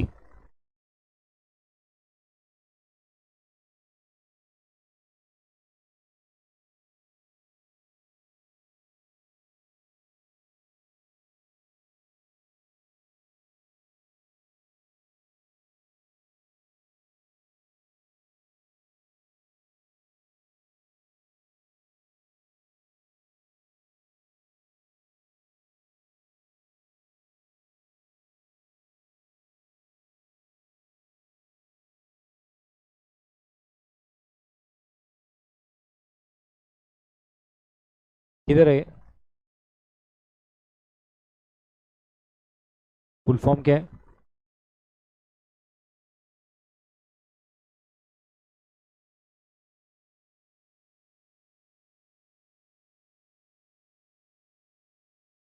Done बडी, बोलना बडी, पक्का ma'am?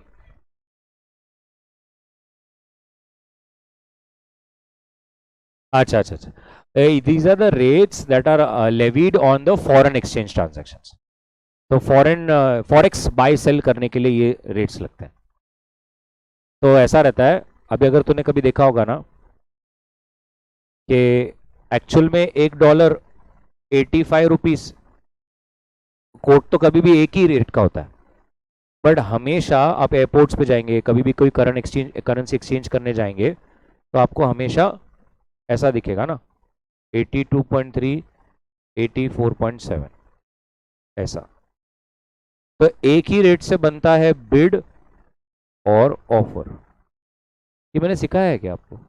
Bid is buy, offer is sell. These are the rates at which bank buys and bank sells. Huh? So let's say if you want to go to US and you are going for a tour और आपको currency चाहिए तो you will buy ना, the bank will sell, तो the rate they will quote is 84.7. And if you, अगर फिर से तुम आए रिटर्न, तुम्हारे पास कुछ $1000 बच गए और तुम बोलते हो कि मुझे बेच देने अब, तो बैंक बाय करेगा 82.3 पे। तो ये जो आप देखेंगे वो बेचते हैं इस पे और बाय करते हैं इस पे, तो ये जो बीच का डिफरेंस होता है ये उनका कट होता है, ये उनका कमीशन होता है। तो वो टीटी रेट तो वो कैसे करते हैं, इसमें ऐड करने का सेलिंग रेट और इसमें बाइंग रेट को लेस करने का, तो आपको बिड और ऑफर्स मिलते हैं। जैसे आपने बोल दिया कि मेरे को 2% सेलिंग रेट पे कमीशन लेना है, तो 85 में 2% ऐड करने का, तो यहाँ पर आंसर आ जाएगा 86.25, एग्जाम्पल दे रहा हूँ। और आप बोलेंगे कि मेरे को टीटी बाइंग रेट जो है वो 1.5% रखने का, तो 85 में 1.5% लेस कर देने का, तो फिर वो यहाँ पर आ जाएगा कुछ तो भी 84.02। फिर आपके ये कोड्स चलते रहेंगे। डिपेंड करता अपन होलसेलर है रिटेलर है, मैंने एक बार एग्जांपल दिया है इसके ऊपर। आप ताज होटल है, प्रोजोन है, वो बावा पेट्रोल पंप पे, वहाँ पे आप डीलर्स हैं, क्या बैंक हैं, जितना ऊपर जाएंगे उतने ये दोनों के बीच के इसमें स्प्रेड्स बोलते हैं, वो स्प्रेड्स जो है वो कम होते जाएंगे। जितना नीचे जाएंगे उतने स्प्रेड्स बढ़ जाएंगे। मेरे पास भी डॉलर्स पड़े हैं, मतलब बहुत कम है, $100 है, तो तुम मेरे से लेगा एग्जाम्पल तो मेरा ऐसा रहेगा, क्योंकि आए हार्डली डील ना। जितना ज्यादा वॉल्यूम कम रहेगा ना उतनी ज्यादा इलिक्विडिटी रहेगी, इलिक्विडिटी प्रीमियम स्प्रेड्स को बढ़ाते जाएगा। बैंक जैसा उनको मालूम है रोज लाखों डॉलर आएंगे और लाखों जाएंगे भी, तो वो कम मार्जिन पे धंधा करते हैं। ऐसे नॉर्मल के साथ होलसेल वाले रहते तो वॉल्यूम पे फोकस रहता, मार्जिन पे नहीं रहता। रिटेल वाला वॉल्यूम पे नहीं फोकस देता, मार्जिन पे देता है, ठीक उसी तरह से, बराबर। ये तो टीटी रेट्स जो बोला वो फॉरेक्स बायर्स के लिए रेट्स है वो कमीशन।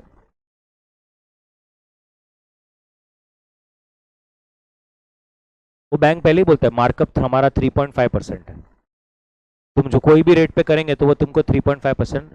और अपन बैंक से डॉलर्स तो बेचते नहीं, लेते ही है, हम कंज्यूमर है, तो जो भी रेट चलेगा उसमें 3.5% वो ऐड कर देंगे। तो तूने अगर $1000 लिए, $1000 इंटू 84 चल रहा है, 84,000 हुआ, 84,000 का 3.5% तेरे को वो चार्जेस लगा देंगे, प्लस उस पर 18% जीएसटी।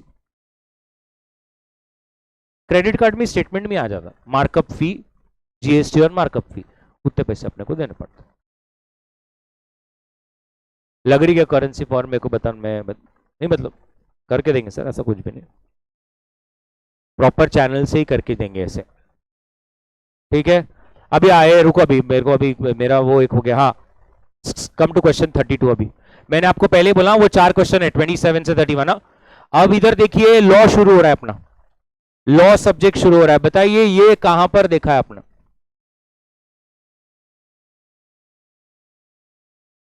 मुझे डर लग रहा है आप लॉल बोल रहे हो कि लॉ बोल रहे हो, फिर काफी लॉल लॉल लॉल। अरे 143(3) ड्यूटीज, यस और नो, क्या ड्यूटीज है आपकी ये। अब अच्छा आपको ये लगेगा कि भाई ये लॉ का यहां पर कैसे आ गया, आप ये समझिए चैप्टर का ही नाम है ऑडिट रिपोर्ट, बराबर है। और हमें हमारी रिपोर्ट में ये बताना पड़ता है कि क्या हमें ये सारी चीजें मिली, क्या ये फुलफिल हुआ क्या, इसीलिए सेक्शन को यहां पर फिर से रिपीट किया गया। तो वो कह रहे हैं सेक्शन 143(3) में किन बातों के बारे में बताया जाता है। नंबर 1, आप ये बोलेंगे कि आपको सच में सारा इंफॉर्मेशन और एक्सप्लेनेशन मिला है, यस। नंबर 2, आपके ओपिनियन में books of accounts as per law रखी गई है और ब्रांच के तरफ से रेगुलर रिटर्न्स आते रहते हैं। ये देखिए यहां पर ब्रांच पर सेक्शन 143 स्पेसिफिकली जो आपने नहीं किसी और ने ऑडिट किया है। याद है ना मैंने आपको बोला था कौन सा स्टैंडर्ड एप्लीकेबल होगा यहां पर, ऐसे ऐसे।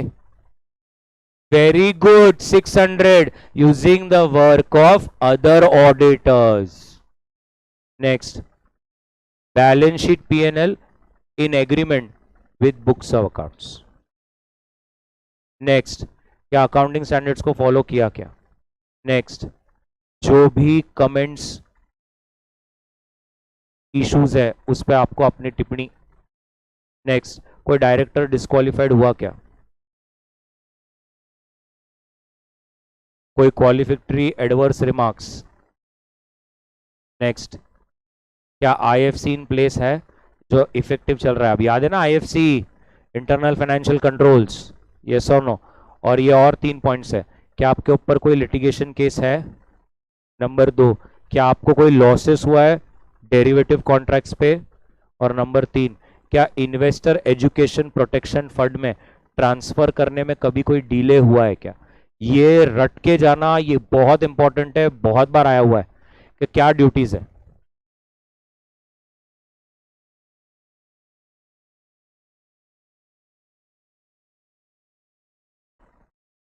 इसको कैसे लर्न कर सकते हैं हम लोग? ऑडिटर और क्लाइंट, सुन लीजिए इधर। ऑडिटर क्लाइंट को फोन कर रहा है और क्लाइंट को कह रहा है सर मैं बहुत डिसअपॉइंटेड हूँ। उसने बोला क्यों? बोलता है नहीं सर, मेरे को कोई इन्फॉर्मेशन एक्सप्लेनेशन भी मिल नहीं रही और मेरे को कोई बुक्स ऑफ अकाउंट्स भी नहीं बता रहा। क्लाइंट ने बोला नहीं नहीं आप बिल्कुल टेंशन मत लीजिए। उसने अपने ऑफिस में कॉल किया और सीधा बोला डायरेक्टर यू आर डिसक्वालिफाइड। तो डायरेक्टर बोला क्यों सर, क्या हो गया? बोलता तू वहां पे कर क्या रहा है, तेरे ब्रांच से रेगुलर रिपोर्ट्स आ ही नहीं रही और ऑडिटर कह रहा है कि जो बुक्स ऑफ अकाउंट्स है और जो फाइनेंशियल स्टेटमेंट्स है दोनों अपना ही काम है ना, वो मैच ही नहीं हो रही। फाइनेंशियल स्टेटमेंट्स अलग है, बुक्स ऑफ अकाउंट्स अलग है। तो डायरेक्टर बोलता है सर आप बिल्कुल भी मत डरिए, जो भी इंफॉर्मेशन चाहिए एक्सप्लेनेशन चाहिए मैं दूंगा। ब्रांच से रेगुलर रिपोर्ट आएगी, financial statements books of accounts agreement में रहेगी, बस आप मुझे डिस्क्वालीफाई मत करो। यस और नो? क्या ये यहां तक क्लियर हो गया? पहले पहले बताइए आपने कॉल कर कर अपनी क्या जाहिर की डिसअपॉइंटमेंट, क्यों डिसअपॉइंटमेंट किया आपने? आपको लगता है आपको कोई इन्फॉर्मेशन एक्सप्लेनेशन नहीं दे रहा, तो वो क्लाइंट ने सीधा अपने डायरेक्टर को फोन करके क्या बोला, director you are disqualified. Director बोला सर क्या हो गया? तो उसने क्या बोला, तुम उसको इन्फॉर्मेशन नहीं दे रहे, ब्रांच में कोई सही से रिपोर्ट्स नहीं आ रही और बुक्स ऑफ अकाउंट्स बनाना अपना काम है एज पर लॉज, और फाइनेंशियल स्टेटमेंट्स भी अपना ही काम है, दोनों मैच नहीं कर रही। तो डायरेक्टर क्या बोलता है, सर मैं सारी इंफॉर्मेशन एक्सप्लेनेशन दूंगा, बुक्स ऑफ अकाउंट्स भी एज पर लॉ बनाऊंगा, फाइनेंशियल स्टेटमेंट्स और बुक्स ऑफ अकाउंट्स भी एग्रीमेंट में रहेंगी, बस आप मेरे को डिस्क्वालीफाई मत करो। क्या यहां तक क्लियर है? पक्का? फिर ऑडिटर ऑडिट कर रहा था, ऑडिटर ने बोला ये कुछ पैसे गायब है, ये कहाँ गए? तो आप बोलते हो वो एक्चुअली ये पैसे है ना इन्वेस्टर एजुकेशन प्रोटेक्शन फंड में डालने थे, बट हमने उसको स्टॉक मार्केट में डाल दिया तो हमको डेरिवेटिव्स में बहुत लॉसेस हो गए, इसलिए अब हमारे ऊपर बहुत सारे लिटिगेशन केसेस आ गए। क्लियर हो गया? तो इन्वेस्टर प्रोटेक्शन फंड में I hope it's a story है, कोई लिंक नहीं है, तीनों अलग पॉइंट है। तो आप बोलेंगे there is a delay in transfer of funds, you have made huge material derivative contract losses और आपके ऊपर बहुत सारे पेंडिंग लिटिगेशन केसेस हैं। ये सारा आपको ड्यूटीज है, ये सारी आपको चीजें बतानी पड़ेगी। क्या ये क्लियर है? पक्का? एक बार फिर से मेरे को बताइए, आप कौन बनेंगे? क्लाइंट बनेंगे? आप ही क्लाइंट बनो, आप ही डायरेक्टर बनो, मैं ऑर्डर बनता हूं, अपन एक किरदार निभाएंगे। तो सबसे पहले मालपानी जी करेंगे आप? अरे सर चलिए मैं बताता हूं आपको, मैं आपको पूछ रहा हूं यू आर डिसक्वालिफाइड, तो तुम मुझे पूछ क्यों? Very good. तो मैं बोलूंगा एक तो तुम्हारे वहां से मुझे कोई इन्फॉर्मेशन एक्सप्लेनेशन आ नहीं रहा, तुम मुझे ब्रांच विजिट करने देते नहीं हो और ब्रांच से ना मुझे कोई रिपोर्ट्स आ रहे हैं, books of accounts financial statements are not sync में, not matching, not in agreement, कोई लॉस का कंप्लायंस हो नहीं रहा, तो तू डिस्क्वालिफाइड है। अभी तू ये सब रिपीट कर ऐसा बोल के कि मुझे डिस्क्वालिफाइड मत करो, बट मैं, हाँ। बापरे क्या खतरनाक लड़का ये, बोले यही सब हो जाएगा। माय गॉड, ये अच्छा ये बाजू वाला नहीं है, वो आपने देखा है बाजू वाला जाते हैं ma'am, they describe all the vegetables, काने बताते कोथमीर ये वो, ये ऐसा बोलते रहा ऑल ग्रीन वेजिटेबल्स अवेलेबल। बोलो जल्दी यार, एक एक बोलना, ऐसे क्या कर रहा तू दोस्त?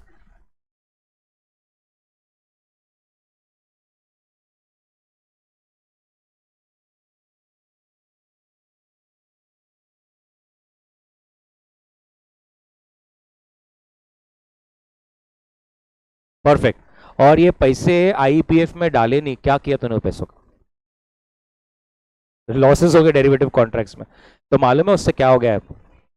बहुत सारे लिटिगेशंस आ गए अपने पर।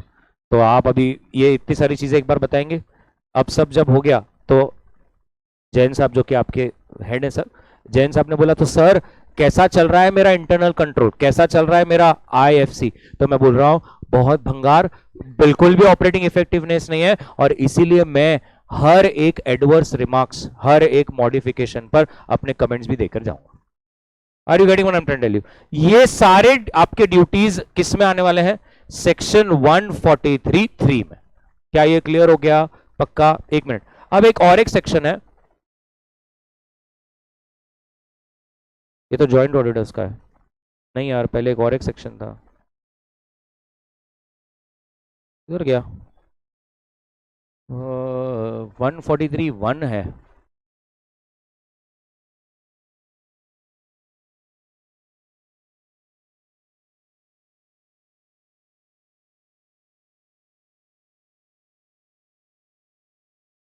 ठीक है, कितने लोगों को याद है वो 143(1) के 6? काफी लोग नीचे ही देख रहे हैं कि क्या पता। हाँ, 143(1) के 6 कंडीशंस है। कौन से हैं वो 6? Anybody? Number 1, personal expenses are not charge to P&L. Number 2, transactions are not mere book entries. Number 3, investments are not sold below cost. ये था कि नहीं? फिर बड़ी नंबर 4, अगर shares are issued for a consideration other than cash, then you have to disclose. Number 5, समय को अरे लॉ तुम्हारा हुआ है, मेरा नहीं। बताइए क्या है वो 5-6 कंडीशंस है? कौन सा सर? अनसिक्योर्ड लोन्स दिए हैं कि नहीं, ये कंडीशन है।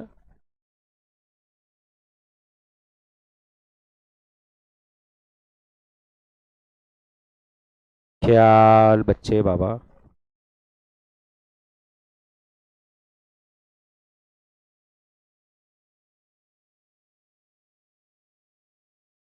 अरे रे रे, 1, हाँ बोल। यस सर, 5वां। किसी के पास लॉ का बुक निकालो, लॉ की बुक, लॉ की बुक। 143(1) में 6 कंडीशंस है, और वो 6 कंडीशंस अगर कंप्लाई होती है तो कुछ भी नहीं बोलना है, इट इज अज्यूम दैट वो कंप्लाई होता है। 143(1) में transactions are not mere book entries, investments below cost बेचा है तो, expenses personal, loans and advances unsecured, वो बोला उसने 5th। हाँ, when loans and advances are not shown as deposits, that is the 6th one. बराबर। ये 6 कंडीशंस आपके सेक्शन 143(1) में। बड़ी मुझे याद नहीं, मॉड्यूल में नहीं होगा इसलिए मैंने नहीं लिया, बट बड़ी सुनो ना मेरी बात, एक बार यहाँ पे कहीं लिख दो ना कि ये जब आप 3 करेंगे ना तो 143(1) भी के भी 6 कंडीशंस करने हैं। क्या हो जाएगा? वो आप लॉ का पेपर दे दोगे, फिर आप जैसे ही पेपर से बाहर आते हो, मुझे मालूम है आप अपने दिमाग को तुरंत कह देते हो डिलीट, तो वो ऐसा ना हो जाए। 6 कंडीशंस भी सेक्शन 143(1) के करके जाना, बहुत प्रॉब्लम हो जाएगा वरना बड़ी। where yes, whether loans and advances are unsecured, whether they are shown as deposits, बराबर है। ओके, वन मोर क्वेश्चन यहाँ पर बचा, ये जॉइंट ऑडिटर्स हमारा हो गया है राइट। ये एक क्वेश्चन बाकी है हमारा, ये देखो, audit of branch office, audit of branch, branch के रिगार्डिंग क्या ऑडिट है? सेक्शन 128(1) याद है ना सब? Section 128 books of accounts. एक मिनट, ये वाला क्वेश्चन है, ये हो गया मैम, पहले ही कर लिया हमने। फीचर्स ऑफ बुक्स है वो 4, फिर वो रजिस्ट्रार में बताने का बुक्स कहां पर है, अगर चेंज किया प्लेस तो 7 डेज के अंदर इन्फॉर्म करने का, ये हो चुका है पक्का? Okay okay, that's it. तो फिर हम लोग यहां पे रुकेंगे अभी। इसमें ये वाले चैप्टर में अभी एक चीज बड़ी बाकी है, और वो है कारो। कल हम करने वाले हैं वो कारो, फुल फ्लेजेड अच्छा सेशन है कारो के ऊपर, तो कल हम ये कारो करेंगे। बट कारो करने से पहले थोड़ा सा हम लोग कल स्पेशल एंटिटीज में कोऑपरेटिव सोसाइटी एक ले लेंगे और फिर हम लोग कारों पर जाएंगे। ठीक है, sure about this? Thank you very much, bye bye.